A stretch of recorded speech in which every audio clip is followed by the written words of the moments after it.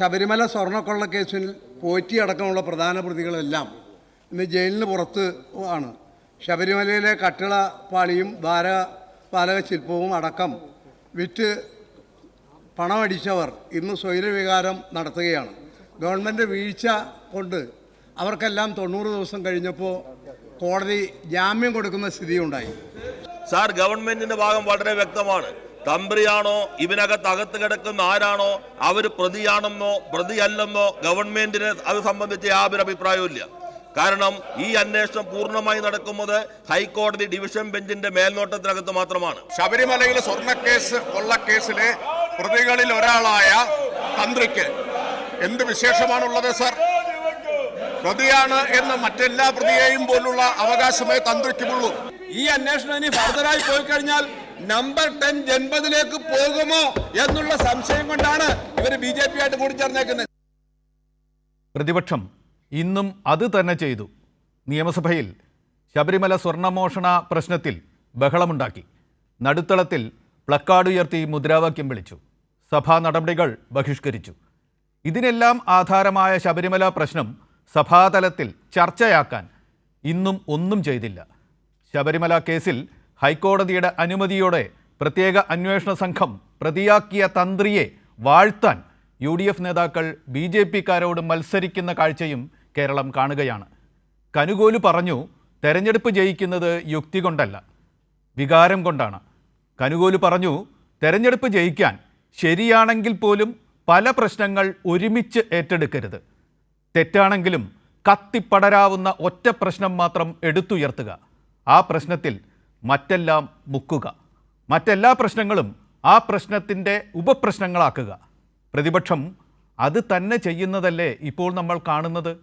കനുകോലു എന്ന പ്രൊഫഷണൽ തന്ത്രജ്ഞൻ്റെ കുറിപ്പടി നോക്കി നടത്തുന്ന പ്രഹസനമായി കേരളത്തിൽ UDF രാഷ്ട്രീയ പ്രവർത്തനം മാറുകയല്ലേ? ഇന്നത്തെ ചർച്ചാ വിഷയം ഇതാണ്. ഈ ചർച്ചയിൽ പങ്കെടുക്കുന്നതിന് വേണ്ടി നമ്മളോടൊപ്പം എത്തിയിരിക്കുന്ന അതിഥികൾ CPIM വേണ്ടി MLA K പ്രേംകുമാർ, കോൺഗ്രസ് സഹയാത്രികനായ മാധ്യമപ്രവർത്തകൻ N ശ്രീകുമാർ, ഒപ്പം തന്നെ മുതിർന്ന മാധ്യമപ്രവർത്തകൻ M ജയചന്ദ്രൻ. മൂവർക്കും ചർച്ചയിലേക്ക് സ്വാഗതം. ഞാൻ മുതിർന്ന മാധ്യമപ്രവർത്തകനായ N ശ്രീകുമാറിൽ നിന്ന് തുടങ്ങുകയാണ്. കേസുകൾ ഉണ്ടാകും. സർക്കാർ കേസ് വാദിക്കും. പോലീസ് പ്രതികളെ കണ്ടെത്തും. അവരിൽ ചിലർ കോടതിയിലെത്തുമ്പോൾ അതിൽ ജാമ്യമൊക്കെ കിട്ടും. കോടതിയിൽ നിന്ന് പരാമർശങ്ങളുണ്ടാവും. സാധാരണ ഉയരേണ്ട ഒരു വാദം വേണ്ടത്ര ജാഗ്രത പോലീസ് കാണിച്ചില്ല, അതുകൊണ്ട് പ്രതിക്ക് ജാമ്യം കിട്ടി എന്നാണ്. ഈ കേസിലും 9ഓളം പേർക്ക് ജാമ്യം കിട്ടിയപ്പോൾ ഏതാണ്ട് എല്ലാവരുടെയും കാര്യത്തിലും ഇതാണ് പറഞ്ഞത്. ഇന്ന് ആദരണീയനായ K ബാബു നിയമസഭയിൽ പറഞ്ഞതുപോലും അതാണ്. പ്രതികൾ സർക്കാരിൻ്റെ വീഴ്ച കൊണ്ട് എന്നാണ് അദ്ദേഹം പറഞ്ഞത്. പക്ഷേ അന്വേഷണ ഏജൻസിയുടെ വീഴ്ച കൊണ്ട് അവർക്ക് ജാമ്യം കിട്ടിയിരിക്കുന്നു എന്ന് പറയാം. പക്ഷേ ഒരു പ്രതിക്ക് ജാമ്യം കിട്ടിയപ്പോൾ വിചിത്രമായ ഒരു വാദം ഉയർന്നു. അപ്പീൽ പോകണം പ്രതിക്കെതിരെ എന്ന് പറയേണ്ട പ്രതിപക്ഷത്തിൽ നിന്ന്, ഇങ്ങനെ പ്രതിക്ക് ജാമ്യം കിട്ടരുതായിരുന്നു എന്ന് പറയേണ്ട പ്രതിപക്ഷത്തിൽ നിന്ന് ഉണ്ടായ വാദം ആ പ്രതിക്ക് അനുകൂലമായിട്ടാണ്. ആ പ്രതിയെ വാഴ്ത്തുക, ആ പ്രതിയെ രാഷ്ട്രീയ ഗൂഢാലോചന നടത്തി കേസിൽ പെടുത്തിയതാണ് എന്ന് പറയുക, അങ്ങനെയുള്ള രംഗത്തിന് കേരളം കുറച്ച് ദിവസമായി സാക്ഷ്യം വഹിച്ചുകൊണ്ടിരിക്കുകയാണ്. ഇന്നത് നിയമസഭയിലുണ്ടായി. ഒരു അസ്വാഭാവികതയില്ലേ ശ്രീകുമാർ ഇതിൽ?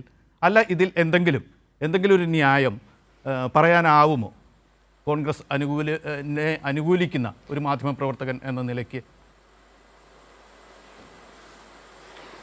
നോക്കൂ ശ്രീ NP, നിങ്ങൾ മനസ്സിലാക്കേണ്ട ഒരു കാര്യം, ഇതിൽ തന്ത്രിക്ക് ജാമ്യം അനുവദിച്ചുകൊണ്ട് കോടതി പറഞ്ഞ ഒരു പരാമർശമുണ്ട്. അതായത് തെളിവിൻ്റെ കണിക പോലും ഇല്ലാതെ എന്ന് പറഞ്ഞാൽ അതിൻ്റെ അർത്ഥം അത് കോടതിയാണ്. അതായത് അന്വേഷണ ഉദ്യോഗസ്ഥ സംഘം, അതായത് പ്രത്യേക അന്വേഷണ സംഘം തന്ത്രിക്കെതിരെ ഒരു തെളിവ് പോലും ഇല്ലാതെ അദ്ദേഹത്തിനെ എന്തിന് ജയിലിൽ കിടത്തിയെന്ന് കോടതി പരാമർശമാണ്. ആ പരാമർശം UDF എടുത്തുന്നയിച്ചിട്ട് അവർ പറയുന്നത് തന്ത്രിയെ ഞങ്ങൾ സംരക്ഷിക്കുന്നില്ല, തന്ത്രി തെറ്റുകാരനല്ലെങ്കിൽ എന്തിന് തന്ത്രിയിലേക്ക് ഇത് എത്തിച്ചു എന്നാണ് ചോദ്യം. അപ്പോൾ തന്ത്രിയിലേക്ക് ഇത് എത്തിച്ചത് മുൻ മന്ത്രിമാരിലേക്കോ മന്ത്രിയിലേക്കോ വല്ലോ എത്താതിരിക്കാനാണോ എന്നൊരു ശങ്കയാണ് UDFും കോൺഗ്രസും ചോദിക്കുന്നത്.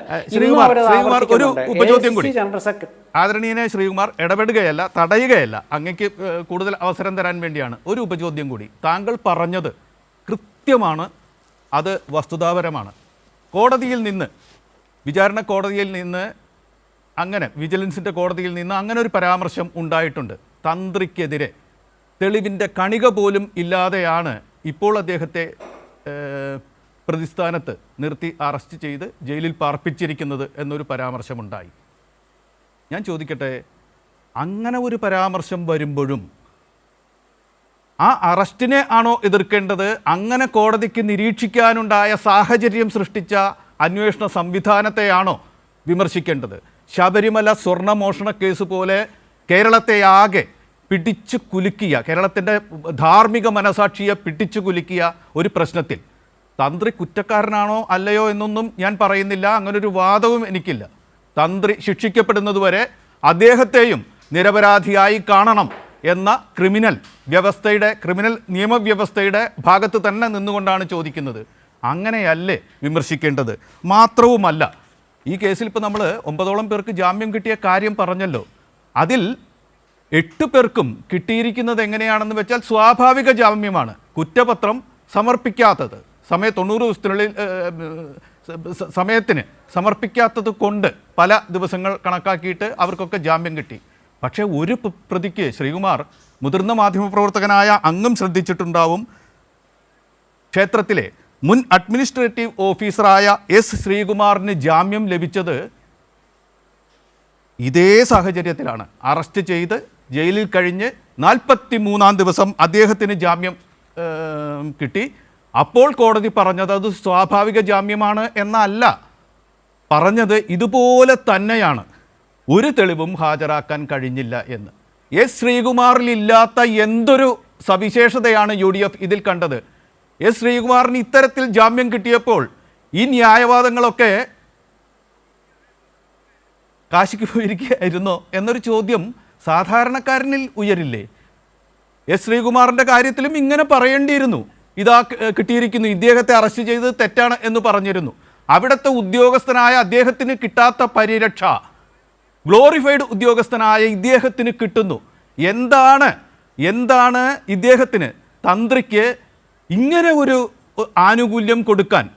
പ്രതിപക്ഷത്തിൻ്റെ ധർമ്മം ആ പ്രതിയാണല്ലോ, SIT കണ്ടെത്തി പ്രതിയാക്കിയിരിക്കുകയാണല്ലോ. അദ്ദേഹത്തെ ജയിലിലാക്കുന്നതിന് വേണ്ടി അല്ലെങ്കിൽ അദ്ദേഹത്തിനെതിരായ നിയമ നടപടി തുടരുന്നതിന് വേണ്ടി അപ്പീൽ പോകണം എന്ന് പറയേണ്ട പ്രതിപക്ഷം ഈ വിചിത്രമായ ന്യായം എന്തുകൊണ്ട് ഉയർത്തിയെന്നും കൂടി ഞാൻ കൂട്ടിച്ചേർക്കുകയാണ് എൻ്റെ ചോദ്യത്തിലേക്ക്. തുടരൂ. നോക്കൂ ചന്ദ്രശേഖരൻ, ഒരുപാട് താങ്കൾ വിശദീകരിച്ചു, അത്രയൊന്നും ആവശ്യം ഉണ്ടായിരുന്നില്ല. പോട്ടെ, കാര്യം മനസ്സിലായല്ലോ. ചോദ്യം ചോദിച്ചാൽ ഇപ്പോ അങ്ങനെയല്ല, നമ്മുടെ പോലെയല്ല, പ്രേക്ഷകർക്ക് കൂടി മനസ്സിലാക്കട്ടെ. പലരും വിശദീകരിക്കാതെ അതിവാചാലതയിലും ഒക്കെ ഇത് ഒതുക്കിയിടുമ്പോൾ ഒരല്പം വിശദീകരിച്ചതിൻ്റെ കുറ്റം ഞാൻ ഏറ്റെടുക്കുന്നു. ജനങ്ങൾക്ക് മനസ്സിലാവട്ടെ, എല്ലാവർക്കും മനസ്സിലാവട്ടെ, താങ്കളുടെ പ്രേക്ഷകർക്കും എൻ്റെ പ്രേക്ഷകർക്കും മനസ്സിലാവട്ടെ. ക്ഷമിക്കുക, ആ സമയം കൂടി താങ്കൾക്ക് തരാം. ഞാനത് ക്ഷമയുടെ പ്രശ്നമില്ലല്ലോ നമ്മൾ തമ്മിൽ. അതായത് നമ്മൾ എത്രയോ കാലമായിട്ട് അറിയുന്നവർ. അതായത് ഇതിലൊറ്റ കാര്യമേ ഉള്ളൂ. അതായത് തന്ത്രി, അതുപോലെ മന്ത്രി, മുൻമന്ത്രി, ദേവസ്വം ബോർഡ്, ഇത്രയും പേർക്ക് നമുക്കറിയാമല്ലോ. അവർക്ക് എന്തായാലും ഉള്ള സ്ഥാനം എന്തായാലും ദേവസ്വം ബോർഡിലെ ഉദ്യോഗസ്ഥർക്കില്ല. ഒരുപാട് ഉദ്യോഗസ്ഥന്മാർ അറസ്റ്റിലായിട്ട് ജയിലിൽ പോയിട്ടുണ്ട്. പക്ഷെ അതൊക്കെ അതിൻ്റെ ഭാഗമായിട്ട് അവർ കുറ്റം ചെയ്തെന്ന് കോടതി SIT കണ്ടെത്തി, പ്രോസിക്യൂഷൻ കേസിൽ അവർക്ക് കുറ്റപത്രം കൊടുക്കേണ്ടവരാണെന്ന് കണ്ടെത്തി അവരെ അറസ്റ്റ് ചെയ്തവർ ജയിലിൽ കൊടുത്തു. പക്ഷെ നമ്മൾ ചർച്ച ചെയ്തത് എന്താണ്? CPMൻ്റെ മുൻ ജില്ലാ കമ്മിറ്റി ഇപ്പോഴും ജില്ലാ കമ്മിറ്റി അംഗമായ പത്മകുമാർ ജയിലിൽ പോയതും, മുൻ ദേവസ്വം പ്രസിഡന്റ് വാസു ജയിലിൽ പോയതും, മുൻ ദേവസ്വം മെമ്പർ വിജയകുമാർ ജയിലിൽ പോയതും, മുൻ ദേവസ്വം മെമ്പർ നമ്മളുടെ പഴയ RSP നേതാവായ അദ്ദേഹം ജയിലിൽ പോയതൊക്കെയാണ് നമ്മൾ ചർച്ച ചെയ്തത്. പക്ഷേ CPI നേതാവായ ശങ്കർദാസ് ജയിലിൽ പോയതൊക്കെയാണ് നമ്മൾ ചർച്ച ചെയ്തത്. പക്ഷേ ഇപ്പോൾ അതിൻ്റെ കൂട്ടത്തിലാണ് തന്ത്രി. അപ്പോൾ തന്ത്രിയെ അറസ്റ്റ് ചെയ്തപ്പോൾ ഇവിടുത്തെ CPM അതുപോലെ ഭരണകൂടമൊക്കെ പറഞ്ഞത് കണ്ടോ, കൃത്യമായ അന്വേഷണം ഞങ്ങൾ തന്ത്രിയിലേക്ക് എത്തിച്ചിരിക്കുന്നു, തന്ത്രി ഇത് അറസ്റ്റില്ല എന്നവർ മേലുധരിക്കുകയാണ് ചെയ്തത്. പക്ഷേ കോടതി എന്താ പറഞ്ഞത്, തെളിവില്ലാതെ എന്തിനു അറസ്റ്റ് ചെയ്തു? തെളിവുണ്ടെങ്കിൽ അറസ്റ്റ് ചെയ്യട്ടെ. നമ്മളിപ്പോൾ തന്ത്രിയെ രക്ഷിക്കാനെന്ന് UDF-ഓ കോൺഗ്രസോ ശ്രമിച്ചിട്ടില്ല. കുറ്റം ചെയ്തവരാരാണെങ്കിലും അവർക്ക് ശിക്ഷിക്കപ്പെടണം. പക്ഷേ തന്ത്രി തെളിവില്ല എന്ന് കോടതി പറഞ്ഞു. ആ കോടതി പറഞ്ഞത് UDF ചോദിക്കുന്നു, എന്തുകൊണ്ടാണ് കോടതിയിൽ തെളിവ് കൊടുക്കാൻ പറ്റാതിരുന്നതെന്ന് ചോദ്യം വന്നാൽ അതിൽ അന്വേഷണ സംഘം ഉത്തരം പറയേണ്ടി വരും. അങ്ങനെ ചോദിക്കുമ്പോൾ നിങ്ങൾ എന്തിനാ തന്ത്രിയെ സപ്പോർട്ട് ചെയ്യുന്നത്? തന്ത്രിയെ സപ്പോർട്ട് ചെയ്യാൻ നിങ്ങളും BJP-യും ഒന്നിച്ച് നിൽക്കണമെന്നൊന്നും ചോദിക്കേണ്ട കാര്യമില്ല. നാളെ തെളിവുകൾ ഹാജരാക്കിയാൽ കോടതി പറയാണ് തെളിവ് കിട്ടി എന്ന് പറഞ്ഞാൽ ആ തെളിവ് കിട്ടിയെന്ന് UDF പറയും. അതിലെന്താ സംശയം? അല്ലാണ്ട് തന്ത്രി UDF-കാരനോ കോൺഗ്രസ്സുകാരനോ അല്ലല്ലോ. പക്ഷേ ഇപ്പോഴത്തെ അവസ്ഥയിൽ കോടതി പറഞ്ഞതിന് ഒപ്പം നിൽക്കാനേ പറ്റുള്ളൂ. തന്ത്രിക്കെതിരെ തെളിവില്ലാതെ എന്തിനു അറസ്റ്റ് ചെയ്തു? കാരണം അപ്പോഴാണ് UDF ഒരു ആരോപണം ഉന്നയിച്ചത്, തന്ത്രിയിൽ ഈ കേസ് അവസാനിപ്പിച്ചിട്ട് CPM-ലെ ചില നേതാക്കളിലേക്ക് മുൻ മന്ത്രിമാരിലേക്കും കേസ് എത്തുമ്പോൾ അവരെ രക്ഷിക്കാൻ വേണ്ടി തന്ത്രിയിൽ ഈ കേസ് അവസാനിപ്പിക്കാൻ ശ്രമിക്കുന്നോ എന്നൊരു ശങ്ക വന്നു. മാത്രമല്ല പ്രത്യേക അന്വേഷണ സംഘത്തിലെ ചില ഉദ്യോഗസ്ഥന്മാരെ കൂട്ടിച്ചേർത്തപ്പോഴും UDF ഇത് ആരോപണം ഉന്നയിച്ചു. ഇനി അതുമാത്രമല്ല, ജനുവരി 11-ാം തീയതി പ്രതിപക്ഷ നേതാവ് VD സതീശൻ പത്രസമ്മേളനം നടത്തിയപ്പോഴും ഇക്കാര്യം ഉന്നയിച്ചിരുന്നു. കാരണം തെളിവുകളുടെ അടിസ്ഥാനത്തിലാണോ തന്ത്രിയെ അറസ്റ്റ് ചെയ്യുന്നൊരു ചോദ്യം ഉന്നയിച്ചിരുന്നു. ജനുവരി 11 വെച്ചാൽ അധികം കാലമൊന്നും ആയിട്ടില്ലല്ലോ. അപ്പോൾ UDF തന്ത്രിക്ക് ജാമ്യം കിട്ടിയ അവസ്ഥയിൽ പറഞ്ഞതല്ലത്. ജനുവരി 11-ാം തീയതി പത്രസമ്മേളനത്തിലെ പ്രതിപക്ഷ നേതാവ് VD സതീശൻ പറഞ്ഞിട്ടുണ്ട്. അത് കൈരളിയിൽ അതിൻ്റെ ക്ലിപ്പിംഗ്സ് കാണുമായിരിക്കും. അപ്പോൾ അത്തരമൊരു അവസ്ഥയിൽ കൃത്യമായി ജനങ്ങളോട് ചോദ്യം ചോദിക്കുകയാണ്. തെളിവില്ലാതെ തന്ത്രിയെ അറസ്റ്റ് ചെയ്ത കാര്യം കോടതി ചൂണ്ടിക്കാണിച്ചത് UDF ചോദിക്കുന്നു. അപ്പോൾ UDF ഒരു കാര്യം കൂട്ടിച്ചേർക്കുന്നത്, ഈ അന്വേഷണം ഇവിടെ അവസാനിപ്പിച്ച് യഥാർത്ഥ പ്രതികളെ രക്ഷിക്കാൻ വേണ്ടി ശ്രമിക്കുകയാണോ എന്നൊരു ചോദ്യമുണ്ട്. അതിന് ഉത്തരം പറയേണ്ടത് പ്രത്യേക അന്വേഷണ സംഘം മാത്രമല്ല, ഈ അന്വേഷണ സംഘം ഞങ്ങളുടെ കൂടെ അന്വേഷണ സംഘമാണ്, ഞങ്ങളാണ് അന്വേഷണ സംഘത്തെ വെച്ചത്, ഇതിൻ്റെ ക്രെഡിറ്റ് വഴി ഞങ്ങൾക്കാണ് എന്ന് ആവർത്തിച്ച് പറയുന്ന CPM നേതൃത്വവും CPM മുഖ്യമന്ത്രിക്ക് CPM മന്ത്രിമാർക്കും പറയാനുള്ള ഇതുണ്ട്. പക്ഷേ അവരാരും പറയാതെ UDF-നെ കുറ്റപ്പെടുത്തിക്കൊണ്ട് BJP-ക്കൊപ്പം ചേരുക എന്നുള്ള ആ പതിവ് പഴകിയ തേഞ്ഞുപോയ ആക്ഷേപം ഉന്നയിക്കുകയാണ്. വളരെ സമഗ്രമായി തന്നെ അദ്ദേഹം അത് അവതരിപ്പിച്ചിരിക്കുന്നു, ശ്രീകുമാർ അവതരിപ്പിച്ചിരിക്കുന്നു. UDF-ൻ്റെ കൃത്യമായ വാദമാണ് അദ്ദേഹം അവതരിപ്പിച്ചിരിക്കുന്നത്. വെള്ളം ചോരാത്ത ആ വാദം നമുക്ക് മുന്നിലുണ്ട്. ഞാൻ പ്രേംകുമാറിലേക്ക് വരികയാണ്. ഇപ്പോൾ ഇതാ അദ്ദേഹം പറഞ്ഞു നിർത്തിയിരിക്കുന്നു. അതിലെ പ്രശ്നങ്ങൾ അതിൽ തന്നെ നിൽക്കുന്നുണ്ട്. അതായത് കോടതി ഇപ്പോൾ നിരീക്ഷിച്ചപ്പോഴാണ് UDF ഇത്തരത്തിലുള്ളൊരു വിമർശനം ഉന്നയിക്കുന്നത് എന്ന് പറഞ്ഞു. ഇങ്ങനെ ഒരു അവസ്ഥ സൃഷ്ടിച്ചു എന്ന വിമർശനമല്ല, പോറ്റിയെ കാര്യം കൂടാതെ അറസ്റ്റ് ചെയ്തു എന്നതിന് ഉത്തരം പറയണം എന്നും അല്ല, പോറ്റിക്ക് ജയിലിൽ വേണ്ടത്ര സൗകര്യങ്ങൾ കൊടുത്തില്ല എന്ന കുറ്റപ്പെടുത്തൽ വരെ UDF പാളയത്തിൽ നിന്ന് ഉയരുന്നുണ്ട്. മാത്രവുമല്ല, ഒപ്പം തന്നെ അദ്ദേഹം കൂട്ടിച്ചേർക്കുന്നു, ജനുവരി 11 തന്നെ പ്രതിപക്ഷ നേതാവ് ഇക്കാര്യം പറഞ്ഞിട്ടുണ്ട്. അദ്ദേഹത്തെ തെളിവില്ലാതെയാണ് അറസ്റ്റ് ചെയ്തത് എന്ന് പറഞ്ഞു. ഞാൻ പറഞ്ഞില്ലേ, ഈ 9 പേർക്ക് ഇത്തരത്തിൽ ഒരു ഇത് വരുമ്പോൾ മറ്റൊരാൾക്കും മാത്രം ഇങ്ങനെ ഒരു പരിരക്ഷ UDF കൊടുക്കുന്നത് എന്തുകൊണ്ടാണ്? ഇങ്ങനെ ഒരു പരിരക്ഷ കൊടുത്തുകൊണ്ട് ഇന്ന് നിയമസഭയിൽ അവർ കാഴ്ചവെച്ച പ്രകടനത്തെക്കുറിച്ച് കൂടി വിലയിരുത്തിക്കൊണ്ട് പ്രേംകുമാർ MLA താങ്കൾ എന്തു പറയുന്നു? ഏറ്റവും പ്രധാനപ്പെട്ട ഒരു കാര്യം ഇവർ ഉന്നയിക്കുന്ന മുദ്രാവാക്യവുമായി ബന്ധപ്പെട്ടാണ്. ഇവിടെ ചർച്ചയിൽ പങ്കെടുക്കുന്ന സുഹൃത്ത് ഉൾപ്പെടെയുള്ളവർക്ക് അതിൽ കൃത്യമായിട്ട് പ്രതികരിക്കാവുന്നതാണ്. ജനം മനസ്സിലാക്കട്ടെ, എന്താണ് കോൺഗ്രസിൻ്റെ സഭയ്ക്കകത്തുള്ള സമരത്തിൻ്റെ മുദ്രാവാക്യം? ദേവസ്വം മന്ത്രി ശ്രീ VN വാസവൻ രാജിവെക്കണമെന്നാണ്. അതെ.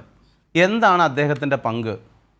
ഏത് നിലയിലാണ് ദേവസ്വം വകുപ്പ് മന്ത്രി VN വാസവൻ ഈ ശബരിമലയിലെ സ്വർണം അപഹരിക്കുന്നതുമായി ബന്ധപ്പെട്ട പ്രശ്നത്തിൽ പങ്കാളിയാകുന്നത്? അദ്ദേഹത്തിൻ്റെ പങ്ക് എന്താണ്?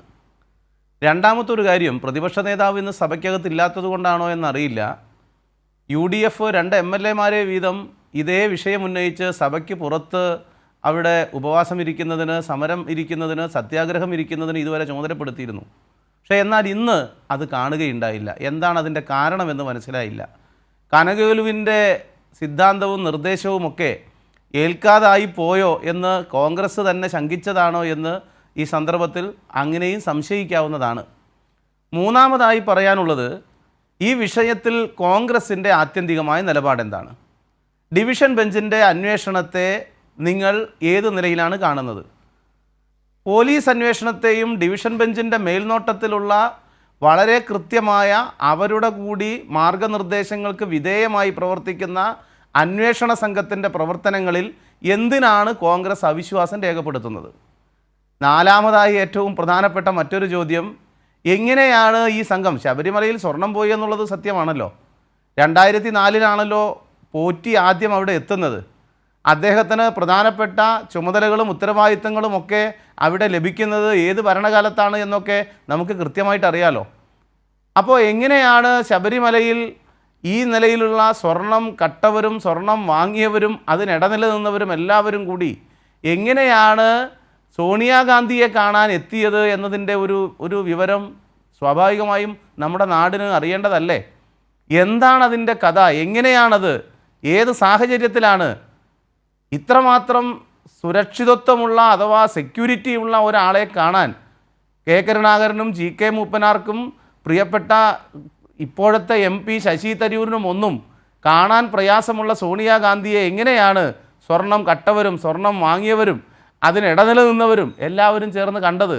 ഇതല്ലേ യഥാർത്ഥത്തിൽ സമൂഹത്തിന് മുമ്പാകെ ഉയർന്നു വരുന്ന ചോദ്യം. ഇതിൽ ഗവൺമെൻറ് അതിന് നേതൃത്വം നൽകുന്ന മുഖ്യമന്ത്രി സ്വീകരിച്ച നിലപാട് എന്താണ്? അതിലെന്തെങ്കിലും അവ്യക്തതയുണ്ടോ? ഈ പ്രശ്നത്തിൽ കമ്മ്യൂണിസ്റ്റുകാർ ഉൾപ്പെട്ടിട്ടുണ്ടെങ്കിൽ അവരെ രക്ഷിക്കണം എന്ന് മുഖ്യമന്ത്രി പറഞ്ഞോ? രക്ഷിക്കാൻ എന്തെങ്കിലും നീക്കം നടത്തിയോ? പൊതുജനം ഇതെല്ലാം കാണുന്നില്ലേ?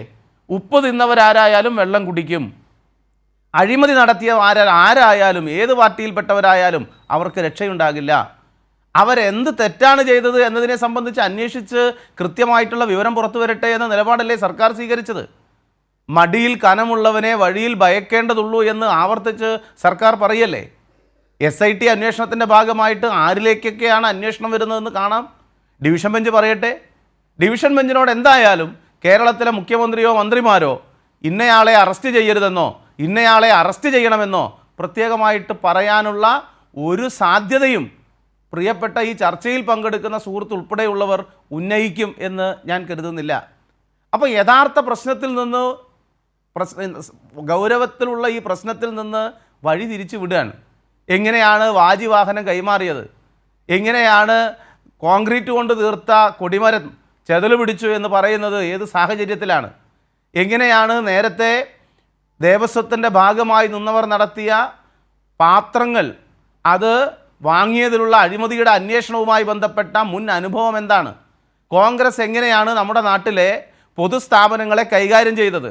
അതിലേതെങ്കിലും നിലയിൽ അഴിമതി നടത്തിയിട്ടുള്ള ഒരു അന്തരീക്ഷം കോൺഗ്രസിൻ്റെ കാലത്തുണ്ടായിട്ടുണ്ടോ? അതിൽ വസ്തുതയുണ്ടോ? അത്തരക്കാരെ സംരക്ഷിക്കുന്നത് ആരാണ്? ഈ ചോദ്യങ്ങളെല്ലാം സമൂഹത്തിന് മുമ്പിലുണ്ട്. അതിനോടെല്ലാം കൃത്യമായി പ്രതികരിക്കാൻ നിശ്ചയമായും കോൺഗ്രസിൻ്റെ ഭാഗമായി നിന്നുകൊണ്ട് ഒരാൾക്ക് കഴിയും എന്ന് ഞാൻ കരുതുന്നില്ല. ഇന്നത്തെ സമര രീതി നമുക്ക് നോക്കാം. ഇന്ന് സമര രീതി നേരത്തെ മുദ്രാവാക്യം വിളി മാത്രമായിരുന്നു. ഇന്ന് നടുത്തളത്തിൽ ഇറങ്ങിയിരിക്കുകയാണ് UDFൻ്റെ MLA മാർ. അവർക്ക് മുദ്രാവാക്യം വിളിക്കുന്നതിൽ നേരത്തെയുള്ള ഒരു ശൂരത്വമില്ല, ഒരു താല്പര്യമില്ല. മാത്രമല്ല സഭാ നടപടികൾ ബഹിഷ്കരിക്കുകയാണെങ്കിൽ ചോദ്യോത്തരവേള ഉൾപ്പെടെ തടസ്സപ്പെടുത്തിയിട്ട് വേണോ? അവർ എന്തായാലും സഭയിൽ നിന്ന് ബഹിഷ്കരിച്ചിറങ്ങിപ്പോയി. എന്നാൽ എന്തേ ആദ്യം തന്നെ സഭയിൽ നിന്ന് ഇറങ്ങിപ്പോകാതിരുന്നത്? സഭയിൽ അവരുടെ ഹാജരെല്ലാം രേഖപ്പെടുത്തി പ്രതിഷേധം അറിയിച്ച് ഉടനെ ഇറങ്ങിപ്പോവുകയല്ലല്ലോ ചെയ്തത്. എന്തിനാണ് പിന്നെ സഭയിൽ ബഹളം വെച്ചത്? ഏത് തലത്തിലാണ് ആ ബഹളം അവസാനിപ്പിച്ചത്? ആരാണ് ബഹളം അവസാനിപ്പിക്കാൻ മുൻകൈയെടുത്തത്? എന്തിനു വേണ്ടിയാണ് ഏറ്റവും പ്രധാനപ്പെട്ട ബില്ലുകൾ ഇന്ന് ചർച്ച ചെയ്യുന്ന പൗരത്വ ഭേദഗതി നിയമം നടപ്പിലാക്കി ഇന്ത്യയിലെ ജനങ്ങളെ മതത്തിൻ്റെ അടിസ്ഥാനത്തിൽ പൗരത്വം നൽകി അവരെ എല്ലാ നിലയിലും വേട്ടയാടുന്നതിനു വേണ്ടി രാജ്യത്തെ സംഘപരിവാർ നേതൃത്വം നൽകുന്ന ഗവൺമെൻറ് മുന്നോട്ട് വരുമ്പോൾ അതിൽ നിന്ന് കേരളത്തിലെ ജനങ്ങൾക്ക് പരിരക്ഷയുടെ കവചം മതനിരപേക്ഷ കേരളം ഉയർത്തിപ്പിടിക്കുന്ന ഒരു സന്ദർഭത്തിൽ എന്തേ അതിൽ ചർച്ച ചെയ്യാൻ ഞങ്ങളില്ല എന്ന് പറയുന്ന നിലപാടിലേക്ക് കോൺഗ്രസ് എത്തിയത്? നാടിൻ്റെ പ്രധാനപ്പെട്ട പ്രശ്നം ചർച്ച ചെയ്യാനുള്ളതല്ലേ നിയമസഭ? എന്നാൽ ഞങ്ങൾക്ക് ചർച്ചയിലൊന്നും പങ്കില്ല, ഞങ്ങൾ ചർച്ച ചെയ്യുന്നില്ല, ഞങ്ങൾ ഞങ്ങളുടെ പ്രതിഷേധം രേഖപ്പെടുത്തി ഞങ്ങൾ ഇറങ്ങിപ്പോവുകയാണ്. അങ്ങനെ ചെയ്യുന്നുമില്ല. ബാനർ പിടിക്കാൻ ബാനർ പിടിച്ചു, മുദ്രാവാക്യം വിളിച്ചോ മുദ്രാവാക്യം വിളിച്ചു, നടുത്തളത്തിൽ ഇറങ്ങിയോ നടുത്തളത്തിൽ ഇറങ്ങി. അതെല്ലാം ഒരു വഴിപാടാക്കി നടത്തി സഭ ബഹിഷ്കരിച്ച് ഇറങ്ങിപ്പോകുന്ന കോൺഗ്രസ് UDF എന്ത് സന്ദേശമാണ് കേരളത്തിന് ജനാധിപത്യ സമൂഹത്തിന് നൽകുന്നത് എന്നാണ് അങ്ങ് സൂചിപ്പിക്കുന്നത്? ഞാൻ ഒരു സമര രീതിയെയും പുച്ഛിക്കുന്നില്ല. കേരളത്തിൻ്റെ ധനകാര്യ വകുപ്പ് മന്ത്രി ശ്രീ ബാലഗോപാൽ അവിടെ നിന്ന് സംസാരിക്കുന്ന സമയത്ത് മുദ്രാവാക്യം വിളി വരികയാണ്. എവിടെയാണ് ബാലഗോപാൽ എന്ന് നിങ്ങളൊന്ന് നോക്കൂ. എന്ത് തരം, ഞാൻ പറയുന്നത് പ്രതിപക്ഷ നേതാവ് വസ്തുതാവിരുദ്ധമായ കാര്യങ്ങൾ പറയുന്നു, നുണ പറയുന്നു എന്ന് പരക്കെ ആക്ഷേപമുണ്ട്. പക്ഷേ ആ പറയുന്ന നുണ ഏറ്റുവിളിച്ച് ഏതറ്റം വരെ എത്തി കേരളത്തിലെ പ്രതിപക്ഷ അംഗങ്ങൾ സഭയ്ക്കകത്ത്. കേരളത്തിൻ്റെ ധനകാര്യ വകുപ്പ് മന്ത്രി നിന്ന് സംസാരിക്കുന്ന സമയത്ത് ധനകാര്യമന്ത്രിയെ കാണാനില്ല എന്ന് പറഞ്ഞ് മുദ്രാവാക്യം വിളിക്കുക. എവിടെയാണ് ബാലഗോപാൽ എന്ന്, മന്ത്രി ബാലഗോപാൽ എവിടെയാണെന്ന് മുദ്രാവാക്യം വിളിക്കാൻ? ഇതെല്ലാം നമ്മുടെ സമൂഹം കാണുന്നുണ്ട്. ഇതിനെയെല്ലാം ന്യായീകരിക്കാവുന്ന നിലയിലേക്ക് ഒരു തരത്തിലും കോൺഗ്രസ് എത്തുക എന്ന്, അഥവാ കോൺഗ്രസ് എത്തുക എന്ന് പറഞ്ഞാൽ എന്താണ് അതിൻ്റെ എല്ലാം അർത്ഥമെന്ന് നമ്മുടെ നാട് കൃത്യമായി പരിശോധിക്കേണ്ടതുണ്ട്. വരാം പ്രേംകുമാർ. ജയചന്ദ്രൻ, ഞാൻ താങ്കളിലേക്ക് വരികയാണ്. ഇപ്പോൾ പ്രേംകുമാർ സംസാരിച്ച് നിർത്തിയതിൻ്റെ ആദ്യ ഭാഗം ഈ പ്രശ്നമാണ്, നമ്മൾ ഇപ്പോൾ പറഞ്ഞ പ്രശ്നമാണ്. രണ്ടാം ഭാഗം സ്വാഭാവികമായിട്ടും എൻ്റെ ചോദ്യവും അങ്ങനെയായിരുന്നു, നിയമസഭയിൽ എന്ത് സംഭവിച്ചു, അതിലേക്ക് നമുക്ക് വരാം, നിയമസഭയിൽ സംഭവിച്ചതിലേക്ക് വരാം. ആദ്യം ശ്രീകുമാർ സംസാരിച്ചപ്പോൾ പറഞ്ഞത് സ്വാഭാവികമായൊരു ആവശ്യം ഉന്നയിച്ചു. കോടതി ഇങ്ങനെ പറഞ്ഞപ്പോൾ എന്തുകൊണ്ട് അങ്ങനെ വന്നു എന്ന് സർക്കാർ വിശദീകരിക്കണം എന്ന് ആവശ്യപ്പെട്ടു എന്നാണ് അദ്ദേഹം പറഞ്ഞത്. തീർച്ചയായും അതൊരു പ്രതിപക്ഷ രാഷ്ട്രീയ കക്ഷി ആവശ്യപ്പെടേണ്ടത് തന്നെയാണ്. പക്ഷേ അതിൻ്റെ അപ്പുറത്തേക്ക് പോറ്റി എന്ന ഈ കുറ്റാരോപിതനെ, അദ്ദേഹം ഇപ്പോൾ കുറ്റവാളിയല്ല, കുറ്റാരോപിതനാണ് താനും, അദ്ദേഹത്തെ ന്യായീകരിക്കുന്നതിൽ അല്ല, അദ്ദേഹത്തെ രക്തസാക്ഷിയായി ചിത്രീകരിക്കുന്നതിലേക്ക്, അദ്ദേഹത്തെ വാഴ്ത്തുന്നതിലേക്ക് ഒക്കെ UDF നേതാക്കൾ BJP നേതാക്കളോടൊപ്പം മത്സരിച്ചു കൊണ്ടിരിക്കുന്ന ഒരു കാഴ്ചയാണ് കാണുന്നത്. ഇതിനെ താങ്കൾ എങ്ങനെ നോക്കിക്കാണുന്നു? ഒരു കേസിൽപ്പെട്ട ഒരാളെ ഇത്തരത്തിൽ, കേസ് എവിടെയും എത്താത്തൊരു ഘട്ടത്തിൽ ഇങ്ങനെ ഒരു നിലപാടാണോ എടുക്കേണ്ടത്? ഞാൻ നേരത്തെ പറഞ്ഞ പോലെ ഇദ്ദേഹം പ്രതിയാണെങ്കിൽ ഈ കേസ് ന്യായമായും മുന്നോട്ട് കൊണ്ടുപോകാൻ വേണ്ട നിലപാടെടുക്കണം, അതിന് അപ്പീൽ പോകണം എന്ന് കൂടി ആവശ്യപ്പെടേണ്ടിയിരുന്നില്ലേ? ഇദ്ദേഹം വാഴ്ത്തപ്പെടലിന് അർഹനാണോ എന്നത് വേറെ കാര്യം, വാഴ്ത്തപ്പെടുന്നത് ശരിയാണോ ഈ ഘട്ടത്തിൽ? ജയചന്ദ്രൻ. NBC പോറ്റിയല്ലോ, തന്ത്രിയല്ലേ? ക്ഷമിക്കണം, തന്ത്രിയാണ് താങ്കൾ ഉദ്ദേശിച്ചത്? തന്ത്രിയാണ്, തെറ്റിപ്പോയതാണ്. ഇതിലൊരു സുപ്രധാന പ്രശ്നമുണ്ട്. NBC ഇതിൽ വളരെ സുപ്രധാനമായൊരു പ്രശ്നമുണ്ട്. കഴിഞ്ഞ ബുധനാഴ്ച, അതായത് ഫെബ്രുവരി 18-നാണ് പിന്നെ തന്ത്രി കണ്ഠരര് രാജീവരെ അദ്ദേഹത്തിന് ജാമ്യം നൽകിക്കൊണ്ടുള്ള കൊല്ലം വിജിലൻസ് കോടതിയുടെ ഉത്തരവ് വരുന്നത്. അതിലെ ചില ഭാഗങ്ങളാണ് ശ്രീകുമാർ ഇവിടെ ഉന്നയിച്ചത്. പ്രതിപക്ഷം അന്ന് മുതൽ ഉന്നയിച്ചു പോരുന്നതും ഇതുതന്നെയാണല്ലോ. BJPയും അതുതന്നെ ഉന്നയിക്കുന്നു. പിന്നെ ഒട്ടനവധി മാധ്യമങ്ങളും അതേ വാദഗതി ഉയർത്തുന്നു. എനിക്കിതിൻ്റെ അകത്തുള്ള വ്യക്തമായ ഒരു വിയോജിപ്പ് ഞാൻ പറയാം. NBC ആ വിയോജിപ്പെന്ന് പറഞ്ഞാൽ, ഈ അയോട്ട ഓഫ് എവിഡൻസ് ഇതിലില്ല എന്നാണ് വിജിലൻസ് കോടതി പറഞ്ഞിരിക്കുന്നത്. അപ്പോൾ നമ്മുടെ ഇന്ത്യൻ ജുഡീഷ്യൽ സിസ്റ്റത്തിൻ്റെ ഒരു ഗൈഡിങ് പ്രിൻസിപ്പിൾ ഉണ്ടല്ലോ, പിന്നെ ഈ ക്രിട്ടിസൈസ് ജഡ്ജ്മെൻറ്റ്സ് നോട്ട് ജഡ്ജസ്, അതാണ് ഗൈഡിങ് പ്രിൻസിപ്പിൾ. അതുകൊണ്ട് തന്നെ ഞാൻ ഈ ഉത്തരവിൻ്റെ ഈ വിധിന്യായത്തെ വിമർശിക്കാനാണ് താല്പര്യപ്പെടുന്നത്, ആഗ്രഹിക്കുന്നത്, ജഡ്ജിയെ അല്ല. എൻ്റെ വിമർശനം ജഡ്ജിക്ക് നേരെയുമല്ല, വിജിലൻസ് കോടതി പുറപ്പെടുവിച്ച വിധിന്യായത്തോടാണ്. ഇങ്ങനെ there is no iota of evidence എന്ന് പറയാൻ ഒരധികാരവും ആ കോടതിക്കില്ല എന്ന് വളരെ വ്യക്തമായി പറയാൻ ഞാൻ ആഗ്രഹിക്കുകയാണ്.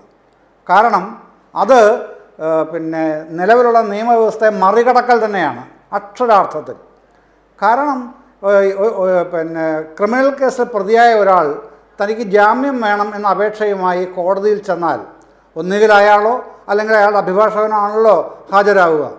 ഹാജരായി കഴിഞ്ഞാൽ നമ്മുടെ പിന്നെ CRPCയും പിന്നെ എവിഡൻസ് ആക്റ്റും ഒക്കെ വെച്ചിട്ട് ചെയ്യുന്നത് താൻ നിരപരാധിയാണ്, എന്തുകൊണ്ട് നിരപരാധിയാണ് എന്നുള്ളത് തെളിയിക്കേണ്ട ഉത്തരവാദിത്വം ജാമ്യാപേക്ഷ നൽകുന്ന വ്യക്തിക്കുള്ളതാണ്, അല്ലാതെ പ്രോസിക്യൂഷനുള്ളതല്ല.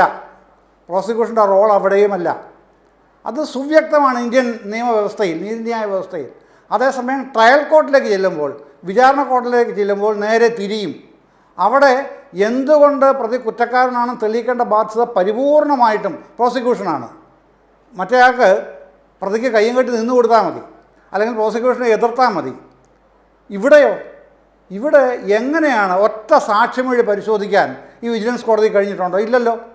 കാരണം അത് ഹൈക്കോടതിയിൽ ഇരിക്കുകയാണ്, ഡിവിഷൻ ബെഞ്ചിൻ്റെ ഇരിക്കുകയാണ്, സീൽഡ് കവറിൽ കൊടുത്തിരിക്കുകയാണ് SIT. അത് പരിശോധിക്കാനൊന്നും ഈ വിജിലൻസ് കോടതിക്ക് അധികാരമില്ല. അത് പരിശോധിച്ചിട്ടില്ല. CD എന്ന് പറയുന്ന കേസ് ഡയറി അത് ഈ കോടതിയുടെ കയ്യിലില്ല. അത് ഇരിക്കുന്നത് എവിടെയാണ്? ഹൈക്കോടതിയിലാണ്. അത് പരിശോധിക്കാൻ അധികാരമില്ല. പിന്നെ എന്ത് കണ്ടിട്ടാണ്, എന്ത് അടിസ്ഥാനത്തിലാണ് ഈ വഴിവിട്ട വിധിന്യായം എഴുതി വച്ചിരിക്കുന്നത്? അതാണ് എനിക്ക് ചോദിക്കാനുള്ളത്.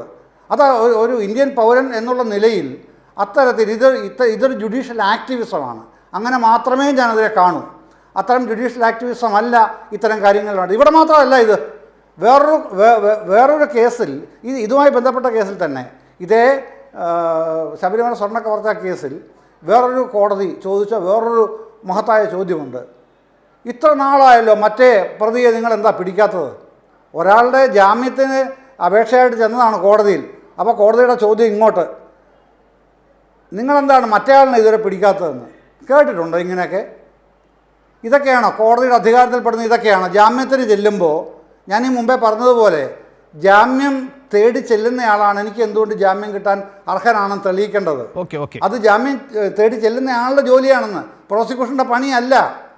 പ്രോസിക്യൂഷൻ്റെ പണി വരുന്നത് അപ്പുറത്താണ്, ട്രയലിൽ. ഇനി മറ്റൊരു സുപ്രധാനമായ കാര്യം കൊണ്ട് ഞാൻ ഈ ഘട്ടത്തിൽ പറഞ്ഞ് അവസാനിപ്പിക്കാം. ഇവിടെ ഇദ്ദേഹത്തിൻ്റെ ജാമ്യാപേക്ഷയിൽ പറയുന്നൊരു പ്രധാനപ്പെട്ട കാര്യം എന്താണെന്ന് അറിയുമോ? ശബരിമല യുവതി പ്രവേശനത്തിന് താൻ വിലക്ക് ഏർപ്പെടുത്തി എതിർപ്പ് അറിയിച്ചതുകൊണ്ടാണ് അതിൻ്റെ വൈരാഗ്യം തീർക്കുകയാണത്. ആര്? ഗവൺമെൻറ്. അതിലെ ഒരു കാര്യം വ്യക്തതയോടെ പറയാതിരിക്കാൻ കഴിയില്ല. NPC 2018 സെപ്റ്റംബർ 28-നാണല്ലോ സുപ്രീം കോടതി വിധി ഉണ്ടാകുന്നത്, യുവതി പ്രവേശന വിധി ഉണ്ടാകുന്നത്. അതിനും കൃത്യം 15 മാസം മുൻപ് 2017, കൃത്യം ഡേറ്റും പറയാം, 2017 ജൂൺ മാസം 25-ാം തീയതി ഞായറാഴ്ചയാണ് ശബരിമലയിൽ പുതിയ കൊടിമരം പ്രതിഷ്ഠിക്കപ്പെടുന്നത്. ഓർക്കണം, 2017 ജൂൺ മാസം 25-ാം തീയതി ഞായറാഴ്ച രാവിലെ 11:10-നും 12:50-നും ഇടയ്ക്കുള്ള ശുഭമുഹൂർത്തത്തിൽ പ്രതിഷ്ഠിക്കപ്പെട്ടു. തലേദിവസം 24-ന് നട തുറന്നേ. ഇതിനുവേണ്ടി മാത്രമാണ് നട തുറക്കുന്നത്, മറ്റൊരു കാര്യവുമില്ല, മറ്റൊരു ബിസിനസ്സും അജണ്ടയിലില്ല. അന്ന് രാത്രി ഹരിവരാസനം പാടി നട അടച്ചു. 2017 ജൂൺ മാസം 25 ഞായറാഴ്ച രാത്രി 11 മണി. എല്ലാവരും പിരിഞ്ഞു. പിറ്റേ ദിവസം രാവിലെയാണ് അത്യസാധാരണവും അത്ഭുതകരവുമായ വേറൊരു സംഭവം ശബരിമലയിൽ ഉണ്ടാകുന്നത്. ശബരിമല നട തുറക്കപ്പെടുന്നു. 2017 ജൂൺ മാസം 26-ാം തീയതി തിങ്കളാഴ്ച രാവിലെ ശബരിമല നട തുറക്കപ്പെടുന്നു. ആ കൊടിമരം സ്പോൺസർ ചെയ്ത ഗ്രൂപ്പ് ഫീനിക്സ് ഗ്രൂപ്പ്, ഹൈദരാബാദിലെ, ആന്ധ്രയിലെ ഫീനിക്സ് ഗ്രൂപ്പിൻ്റെ സ്പോൺസറും കുടുംബാംഗങ്ങളും എന്ന് പറഞ്ഞാൽ 13 വനിതകൾ ഉൾപ്പെടെയുള്ള കുടുംബാംഗങ്ങളാണ്. 13 യുവതികളിൽ 8 പേർ കൃത്യം യുവതികൾ, 5 പേർ 50 വയസ്സിന് മുകളിലുള്ളവർ. അവർ അവിടെ പ്രവേശിക്കുന്നു. രാവിലെ തൊഴുത്, അപ്പോൾ ദേവസ്വം ഗാർഡുമാരുടെ അകമ്പടിയിലാണ് വരുന്നത്. ജയചന്ദ്രൻ, ഞാനൊന്ന് ഇടപെടുകയാണ്. ഇപ്പോൾ പ്രേക്ഷകരെ കാണിക്കുന്ന ഈ ചിത്രം, ജയചന്ദ്രൻ ഞാനൊന്ന് ഇടപെടുകയാണ്. ഇപ്പോൾ പ്രേക്ഷകരെ കാണിക്കുന്ന ഈ ചിത്രം താൻ ഇക്കാര്യം ഉന്നയിക്കുന്നുണ്ട് എന്ന് പറഞ്ഞുകൊണ്ട് ജയചന്ദ്രൻ നേരത്തെ ഞങ്ങൾക്ക് അയച്ചു തന്ന ദൃശ്യമാണ്. അദ്ദേഹം പറയുന്നു, ഈ കൊടിമര പ്രതിഷ്ഠ നടന്നതിൻ്റെ പിറ്റേ ദിവസം സ്പോൺസർമാരുടെ വീട്ടുകാർക്ക് മാത്രമായിട്ട് ഒരു പ്രത്യേക ദർശനം അനുവദിക്കപ്പെട്ടു. ആ സംഘത്തിൽ യുവതികളും ഉണ്ടായിരുന്നു. ഇത് യുവതീ പ്രവേശനം അനുവദിക്കുന്ന വിവാദം ഉയർത്തിയ സുപ്രീം കോടതി വിധിക്ക് മുമ്പാണ് ഇങ്ങനെ വന്നത് എന്നാണ് അദ്ദേഹം ഇപ്പോൾ പറഞ്ഞു നിർത്തിയത്. വളരെ പ്രധാനപ്പെട്ട ഒരു വെളിപ്പെടുത്തൽ എന്ന നിലയ്ക്ക് അദ്ദേഹം അവതരിപ്പിക്കുകയാണ്. ജയചന്ദ്രൻ തുടരൂ, കൂട്ടിച്ചേർക്കൂ.